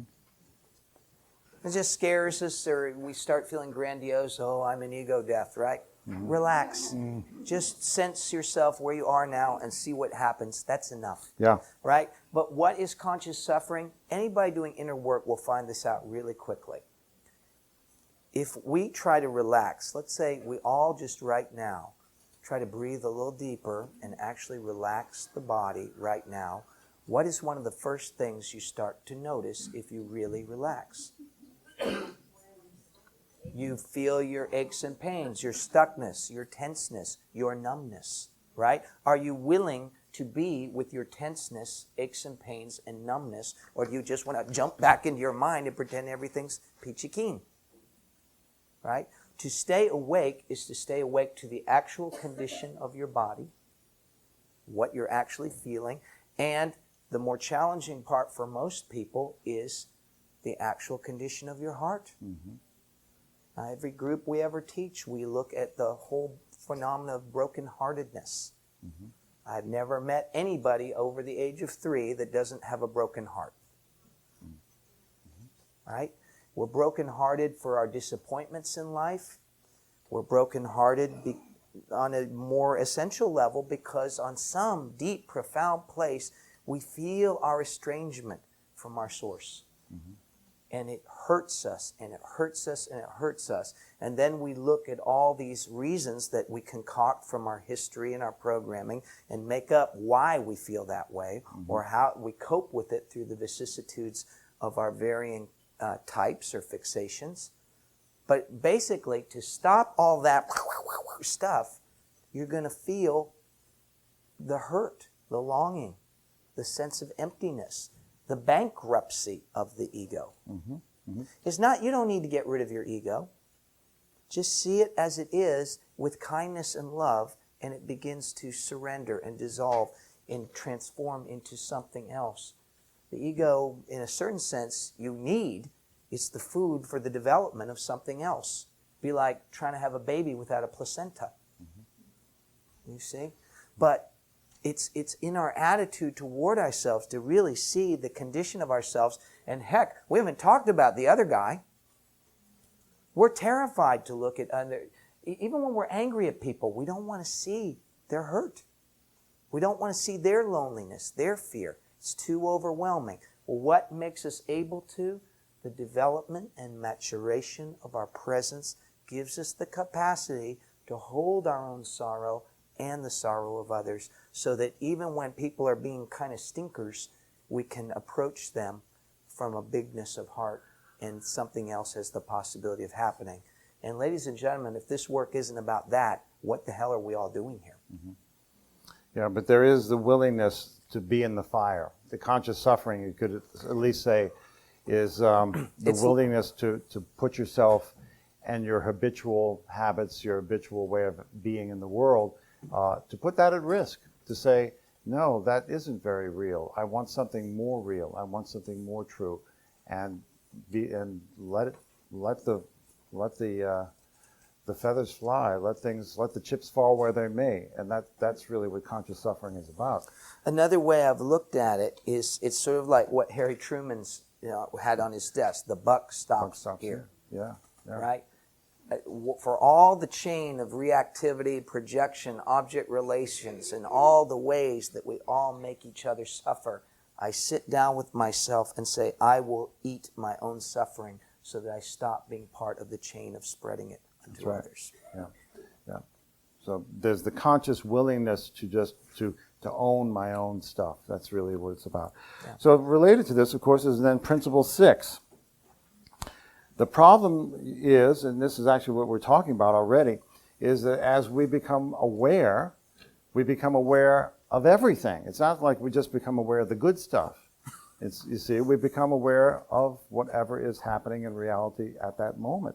And so we become aware, the more our awareness grows, we see our contradictions, we see our stuckness, we see our delusions, we see our suffering, we see how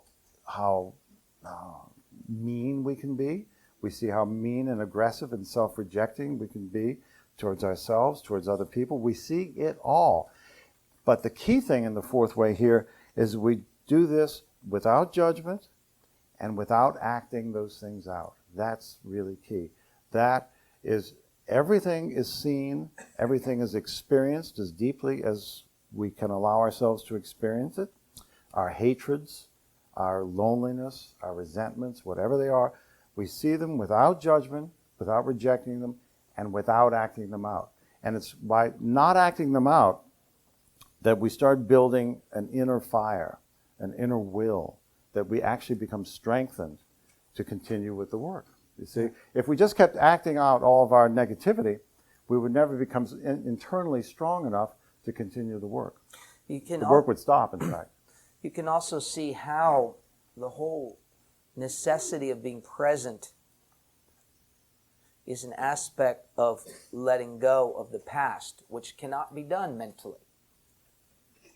But only here and now is there a possibility of seeing with some sort of objectivity and kindness all the times I've acted out hitherto. If we were all held accountable for the ways in which we have acted out against ourselves and others, we would all be frying in hell for sure. Mm-hmm. And in a certain way we are, right? Mm-hmm. A certain way we already are. We're in the hell of the suffering of the repetition of that. But there has to be some sense, and it must begin with me, of standing in the now with some sort of heartful holding of all that and being willing to recognize what else is here in me and the other.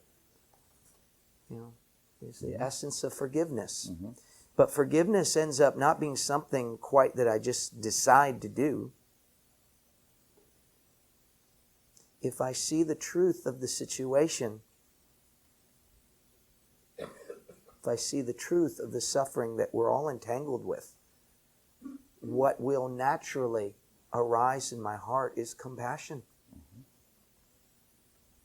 kindness. I can't look at myself or the other in that way of them being this or that. And it takes, of course, all of us have had situations where we felt or even have been hurt, rejected, or abused. And those areas tend to carry bigger charges for us.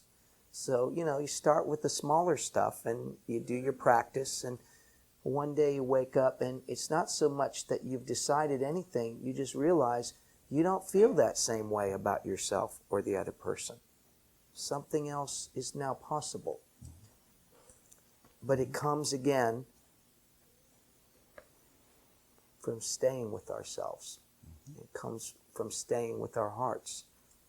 It comes from being where we are and recognizing that only through that will the release and transformation and forgiveness that we seek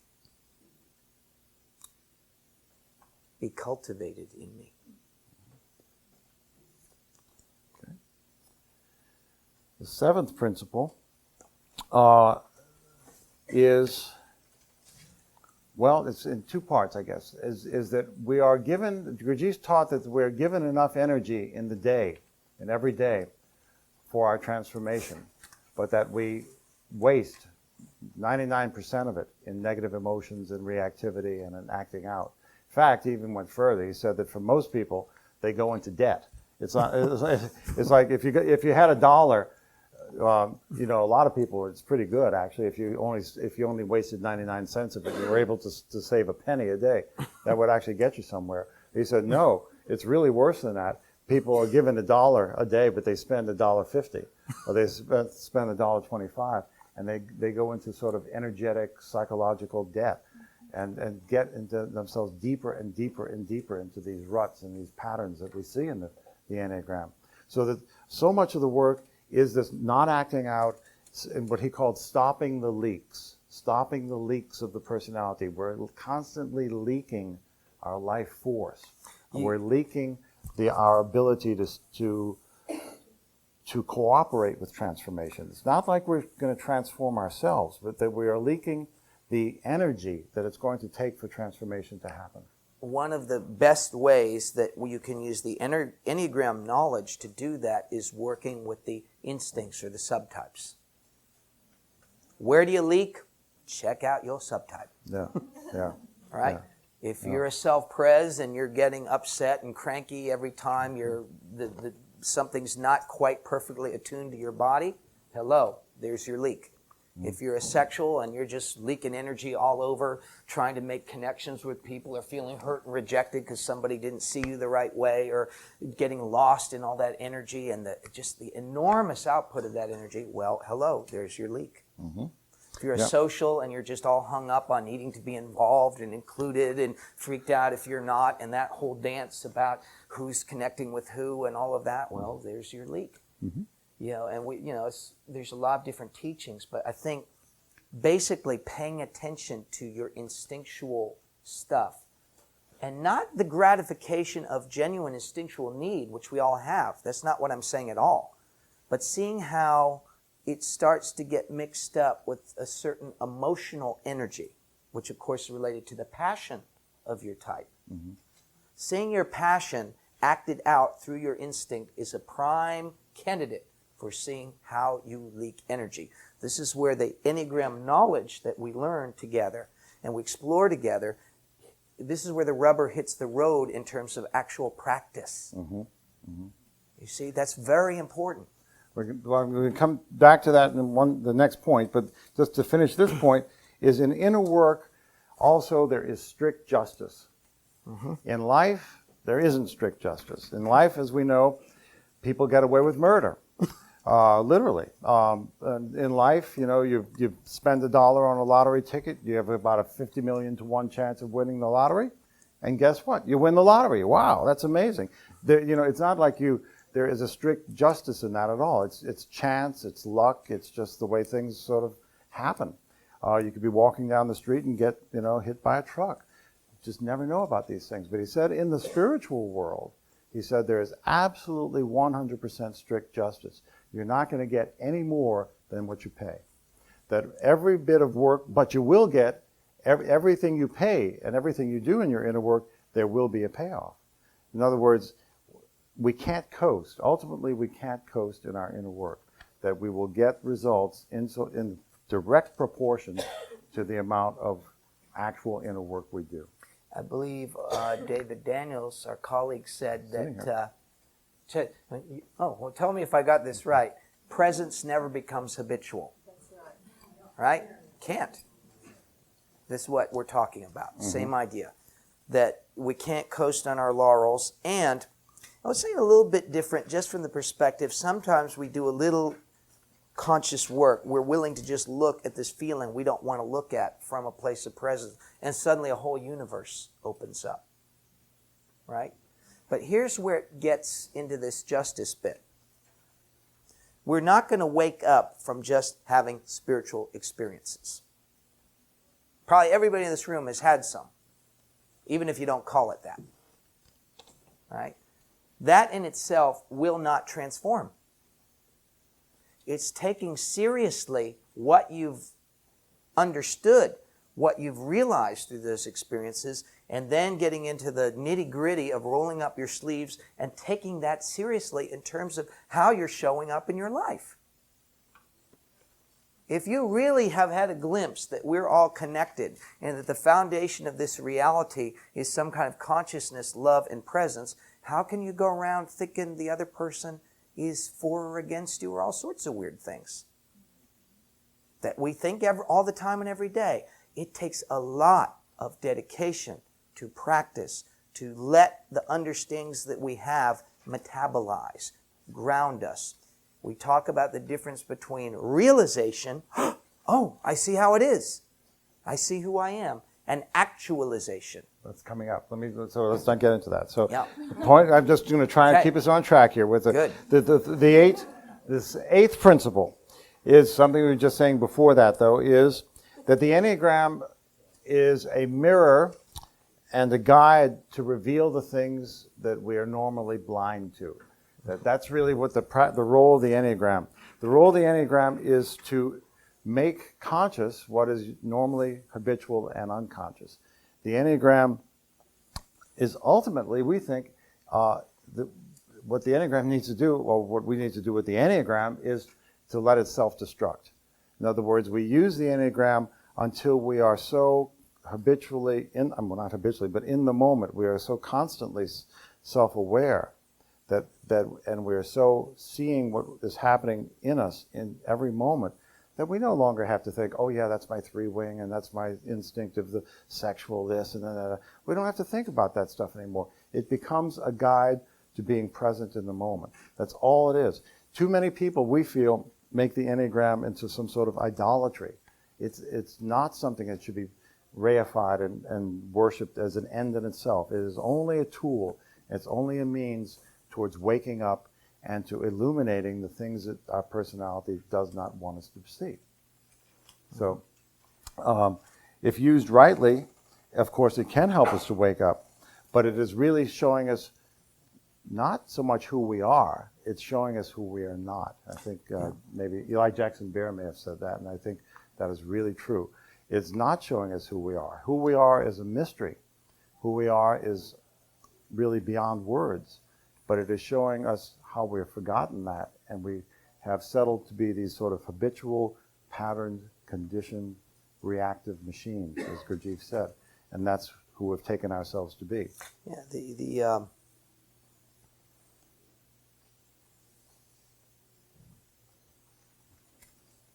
Okay. Just I was going to say something and then something else landed. When we're actually here now, really, we don't know who's speaking, we don't know who's listening, we don't know who the other person is, and yet the intelligence of the whole thing just beautifully functions. Much better than when the mind is operating according to some past system. And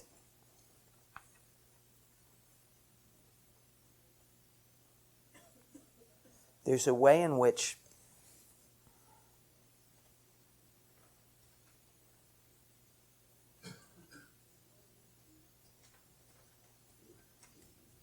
suddenly it's like we just land. You know that line from the scriptures, I have become a stranger in a strange land? When we're really awake, it's not like a better version of the guy that we thought we were a moment ago. It's like something opens its eyes that is I, that's not this trance that I've been living. And suddenly, the whole thing is here, the world, people, everything. I don't know what it is. There's this sense of wonder, beauty, kindness that is not an attitude that I'm trying to hold. It's just what's here. And it can be so radically discontinuous. It's why the spiritual teachers, including Gurdjieff, call it awakening. Because this is as different from our usual state as being asleep is from being awake in the conventional sense. Suddenly, we wake up. Right? Now, that part of it can't be predicted, can't be controlled, can't be decided on. But we're saying if we stay in the fire, keep with the practice, keep doing everything we can to be present with content. This is the part that Dan Siegel was talking about too. It's not just thinking, oh, here I am, I'm being a 2. Here I am being a 4. Oh, it's seeing all of that happening, making this 4-ness, making this 2-ness, making this 7-ness, making this 5-ness, right? When I'm with all that happening, suddenly something can wake up and the whole system is operating on a scale that my ego mind cannot conceive of. Well, that leads us to the 9th principle then, because it's really I want really to. the I want to same make thing. a confession. By the way, I've never heard these 12 principles prior to this morning. no. Really, completely. That's No, not I true, mean, Russ. We talked there's about a this. there's a sense of we went over some of them, but we've never sat and studied and rehearsed this. So we're just we're playing with these ideas. Yeah, so no, it's we- very interesting. We talked about this the first morning, as you remember, in my room. So anyway, that doesn't matter. The ninth principle is that the fourth way is, just as you're saying, is not about fixing up the personality. And this is really rough. This is one that the personality doesn't want to hear, because for most of us, and certainly for most Americans, it's about improving the self. It's about self-improvement, about having a prettier ego, a better functioning ego. As somebody quite rudely but accurately said, it's about gold plating the turd. It's about which I. We had this from years ago. We had an 8 in one of our trainings, and she was sitting there trying to struggle with this. Suddenly she sat up, bolt upright. She says, "I get it." She said, "You can't gold plate a turd, but it makes great fertilizer to grow a nice flower." I said, "Yes." Yes. So, and we don't want to hear this. We actually, this part is a very tough lesson, because the ego wants to use everything to make itself a better ego, a stronger ego, an ego that's more defended, an ego that doesn't give up. So, of course, all of us got into this work, this Enneagram work, spiritual work, for a whole bunch of different reasons. And a lot of it has to do with making myself better, not suffering as much, being more attractive to other people, getting along with other people, being able to talk to people, not being afraid of my boss, whatever. There's all kinds of reasons that we got into the work that we're doing here. But ultimately, of course, we know that that's not what it's really about. It's really about ultimately seeing what Russ was just talking about, is that the ego is real. We need the ego development, the personality is a necessary stage in our development and evolution, but it's not the whole story. And the weight shifts, the attention shifts from the polishing of the ego to the allowing of something deeper to arise. And that's what really, that will take whatever time it takes for each of us. Some of us will maybe never get there. Some of us are maybe already there. Some of us are maybe in that transition from saying, well, I'm not so sure about working on my ego or putting all this energy into that maybe in silence and in quiet and in being in my body, maybe I'm beginning to sense that there is something deeper in myself. And maybe that is, of course, where we all hope to go. But even there, the ego will take that. Even there, the ego will start telling stories about my transformation and my spirituality and the visions that I've had. There's a huge narcissism in all of us that wants to use everything, especially the spiritual, for its own glorification. Practically speaking, all our worries about, are we going to get rid of the ego? Are we going to develop the ego? Should we keep the ego around? All this is just the ego's illusion of control. We do none of the above. Trying to pick, am I going to get rid of my ego? Going to keep my ego? What an idiotic idea. All you can do is be here in the moment or be checked out. Mm-hmm. And if you're here in the moment, you will develop capacities, if you stay in the moment, to hold your presence in all sorts of different conditions. Gurdjieff said, a conscious person can make a good cup of tea under any conditions. A conscious person is here, present. Conscious person has and is in contact with their heart. Your heart can still be hurt.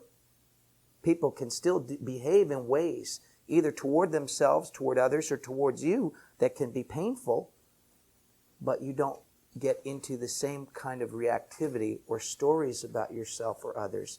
And in the whole process, as you're just paying attention to what's here now, showing up as I in whatever form or iteration, that starts to transform in ways we don't really see. And when it's the real thing, you're not self-conscious about it one way or the other. You're just being here in reality with all the other vehicles of consciousness here in reality. Yeah. Right?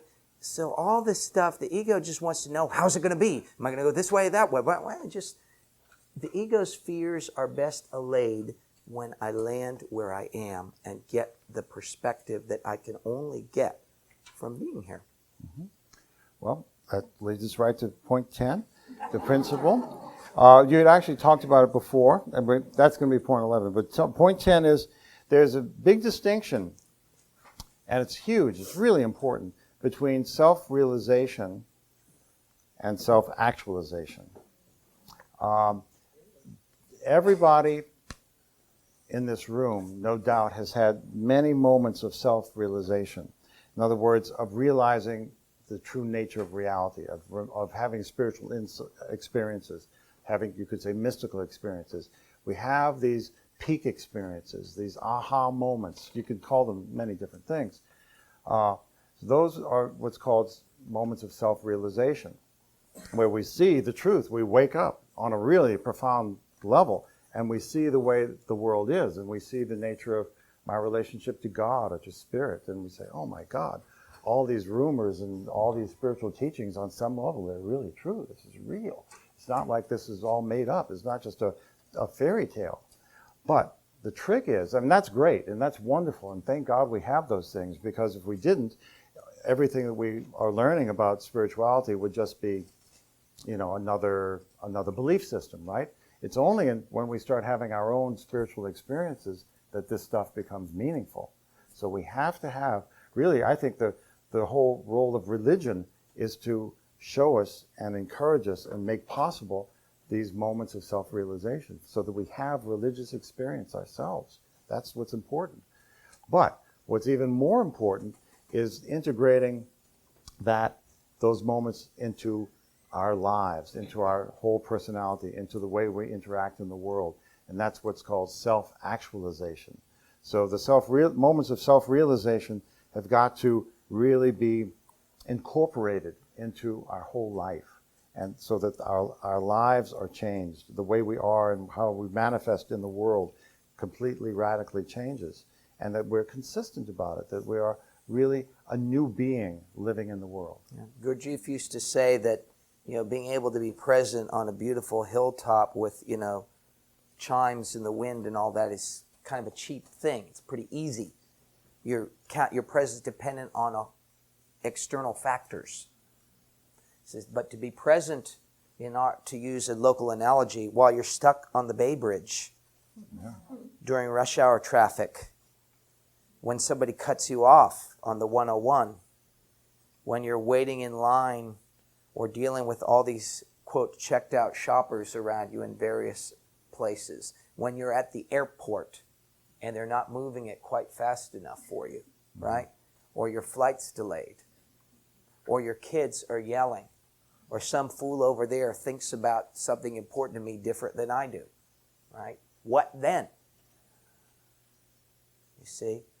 Can we stay with ourselves and with the truth that we know, even when people around us are checked out and acting out and so forth?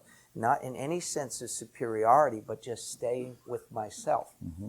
That also ends up being scary, because part of the reason that we got into this predicament to begin with is in the process of attaching to our parents, we had to get in sync with them. We didn't want to be alone. We had to get in sync with everybody else. So it's a great temptation to merge with the unconsciousness of the people around us. If you're awake and everybody else around you is in their respective trance, it's pretty freaky. Yeah. But is that going to, again, here we go. Am I going to stay with myself, or am I going to suddenly start reading a newspaper article or check out or get reactive to or let people's state determine mine? Where is the center of gravity? And again, I might find that I just can't resist that. But only if I see that again and again does that start to transform. Yeah. The principle, too, we're talking about is that many spiritual teachers have profound realizations, but only the spiritual teacher. It seems to me that a spiritual teacher can be measured by the degree of self-actualization. That's the real key. Is how much are all these realizations actually transforming the entirety of my life, so that there are not these big splits, these big contradictions between my public being a teacher and my private self. We all are aware of spiritual teachers who are really profound, have profound messages, but privately they're, whoring it up and dishonest and all kinds of contradictory things. Well, that's a very clear indication of a lack of self-actualization. That really what the fourth way is urging us to do is to have the whole spiritual awareness inform and be alive in us, fully in us, so that we are a manifestation of the divine in the world. It's the real meaning of that phrase, being in the world but not of it. Being fully in the world but not corrupted by the world and not distracted by the world. You want a shortcut to working through this part? Know your own hypocrisy. If you're an ego, you're a hypocrite. Mm-hmm. Right? If you're on a spiritual path, I am certain, 100% certain, everybody in this room does a lot of stuff absolutely the opposite of what truth they understand. Yep. Anybody here in denial about that? Okay. Now, can we be willing to stand in our own hypocrisy? I can tell you that everything I'm up here telling you, at some point or other, I've done the opposite of just about everything I've talked about. Can I see that and be with it? Can I see that and say, wow, holy shit. I think I'm this way, but there's these other things going on too. Right? That's right. If you think I'm all done and it's all spirit now and now we're just all going to be spiritual together, you're way stuck. Mm-hmm. Yeah. Well, that brings us to point 11, because that's great. This is unfolding beautifully. I love it. I love it. I love it. How do we, it's like this is such an overwhelming task in front of us. How do we even make any headway in this? Well, the Enneagram provides an answer, as it does when you start understanding it in a profound way. The three centers give us three little clues, three little ways that we can remind ourselves to, I can't say to be, but to allow ourselves to experience. And they are in the 891 on a certain level, they remind us that what we need is perseverance. We need to align ourselves with real will if we're going to overcome the kind of hypocrisy that Russ was just talking about. So perseverance on the path. The 5, 6, and 7 remind us that we need true guidance, objective seeing. What is really happening? What's the truth? Not what my ego wants to believe, but what is the truth in this moment? Opinions are almost never objective. Yeah, yeah. And then questions will always bring me to a greater objectivity. And then the 2, 3, and 4, the other quality that we can allow to arise in us is humility. No one ever talks about this in the Enneagram world, but the more I live with this, the more I think that humility is extremely important in the spiritual path. But of course, it's got to be rightly understood. But the point is that if we can persevere, we can have a right will of staying with the truth. If we are guided objectively by our inner knowing and the inner wisdom that is there for all of us, and we are humble about it, humble in allowing and seeing the truth, no matter how flattering or unflattering it is to our ego self, then real progress can be made. But humility means really being with the truth, having an exact measure of where we are in this moment. Neither greater nor lesser, neither more or less. It is just being absolutely, radically on target about what the truth of our condition is. Okay? So then the last thing, and I think this is one that's really interesting, is that one cannot work for specific results.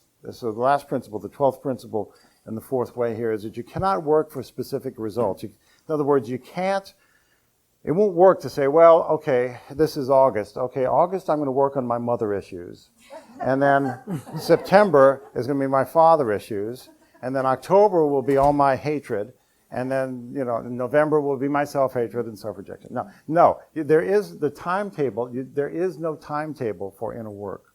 You cannot plan this sort of thing. We are moving into the realm of mystery, the realm of surrender, the realm where we're not in charge. And it becomes more and more and more obvious that we're not in charge of this process. But what we can say is that while we cannot plan the payoffs of inner work, we can be assured that there are payoffs of inner work. That if we do our inner work, we will be rewarded. And what is that? The reward of inner work is that we'll receive many things that are beyond our expectations. But one of the key things is that we will have inner freedom, is that we will be able to have inner freedom from the delusions and the suffering and the restrictions and the fears and all the sort of mistaken identities that we have been laboring under all of our lives. We will find what our heart has really longed for, is that spaciousness and openness and freedom and lightness that really is our true nature, but which our personality has estranged us from. So we can be assured, and I think this is so hopeful and so helpful to understand, we can be assured there are payoffs. There is a reward for all this work that we're doing, but that we have to allow it to be given to us. It's not something we can demand. It's not something we can order up like a menu. Yeah, this brings us to the last part of the fourth way that Gurdjieff taught about that I told you I'd mention at the end. Mm-hmm.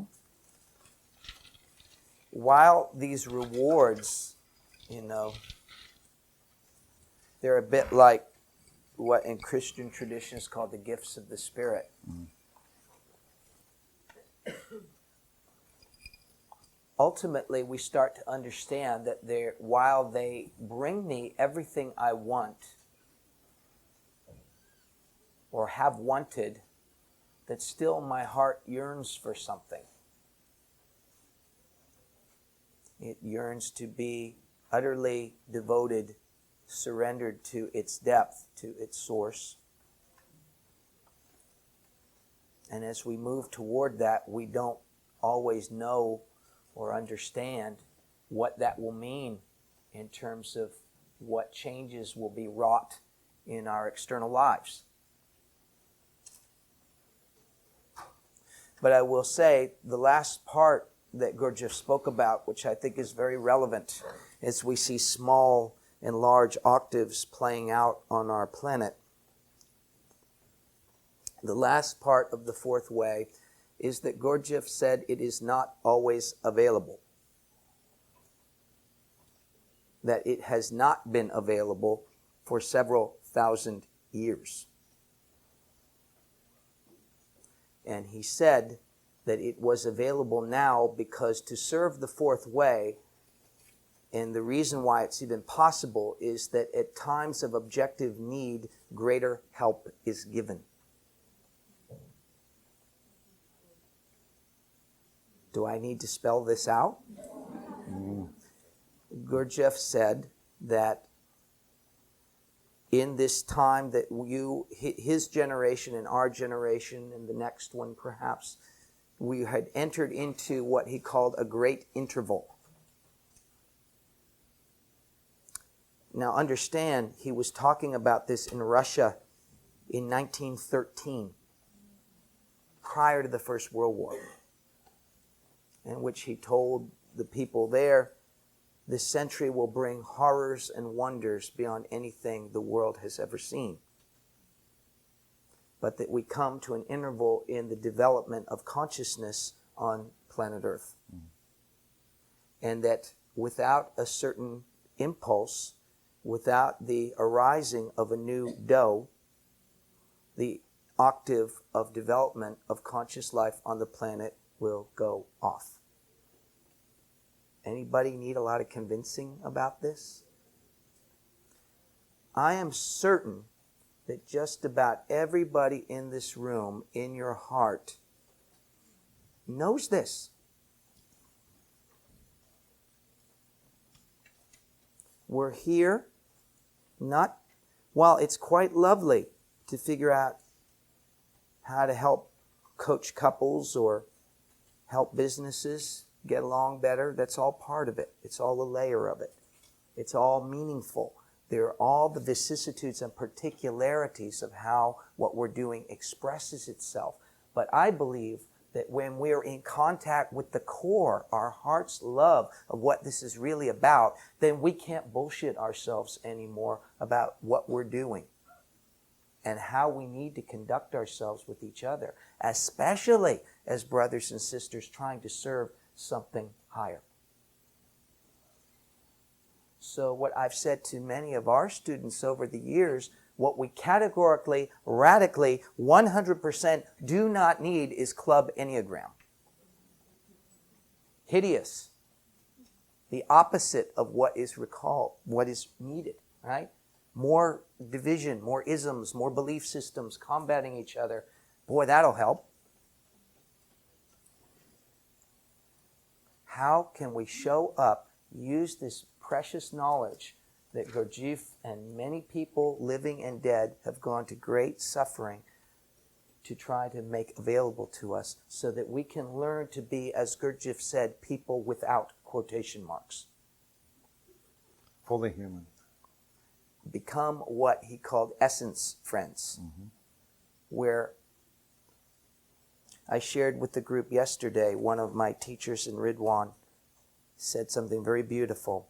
She said, the practice becomes, how can the awakeness in me relate with the awakeness in you, rather than what's asleep in me being reactive and annoyed by the asleepness in you.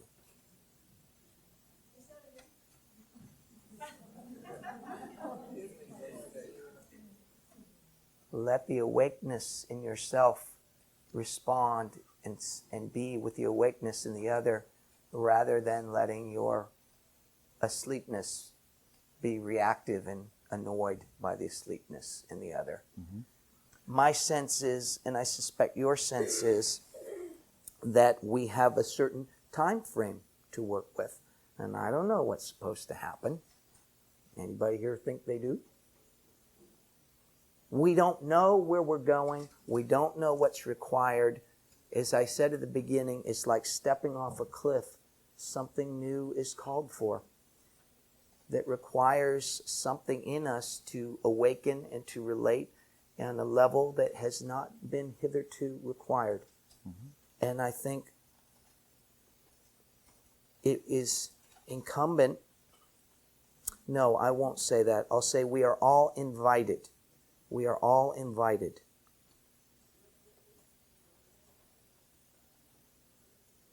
to a great adventure. And that our hearts and minds can become rededicated to, in our humble way, as Don was saying, how we in our own lives, in the realities of our own lives, can become an embodiment of the truth that we know. Only in that way do I believe will we bridge this interval. I'll just add to that we began this talk, I did, by mentioning that it was my conviction that consciousness itself is yearning to be in the world in a deeper way. And this is what we're talking about. Russ is talking about now that really humanity has gotten to a crisis point, as we see. And there needs more than at any other time in history, perhaps, to be consciousness on earth. And what comes to mind is something that Hamid Ali, who talked to us a couple of days ago. He didn't say it here, but he said it in the past, that one works on oneself so that one can experience the joy of responsibility. I thought, what the hell? I don't want to be more responsible. What is that about? But the more I'm learning this, the more I realize, yes, to be a fully functioning human being, to take responsibility not only for myself, but for the world, for other people, for the whole, for my world, and for the safety and future of the world, to act beyond the delusions, the agendas, the needs of my personality, but to arise in my life and take responsibility, to take leadership in some way. That is what we are all invited to. And invitation is the word. The superego's got to get out of the way here. It's not about feeling responsible in an onerous sense. We can say no if we want, but if we say yes, then we know that we're on perhaps the biggest journey there is, and the most exciting journey that there is. So thank you for being here, and maybe we continue.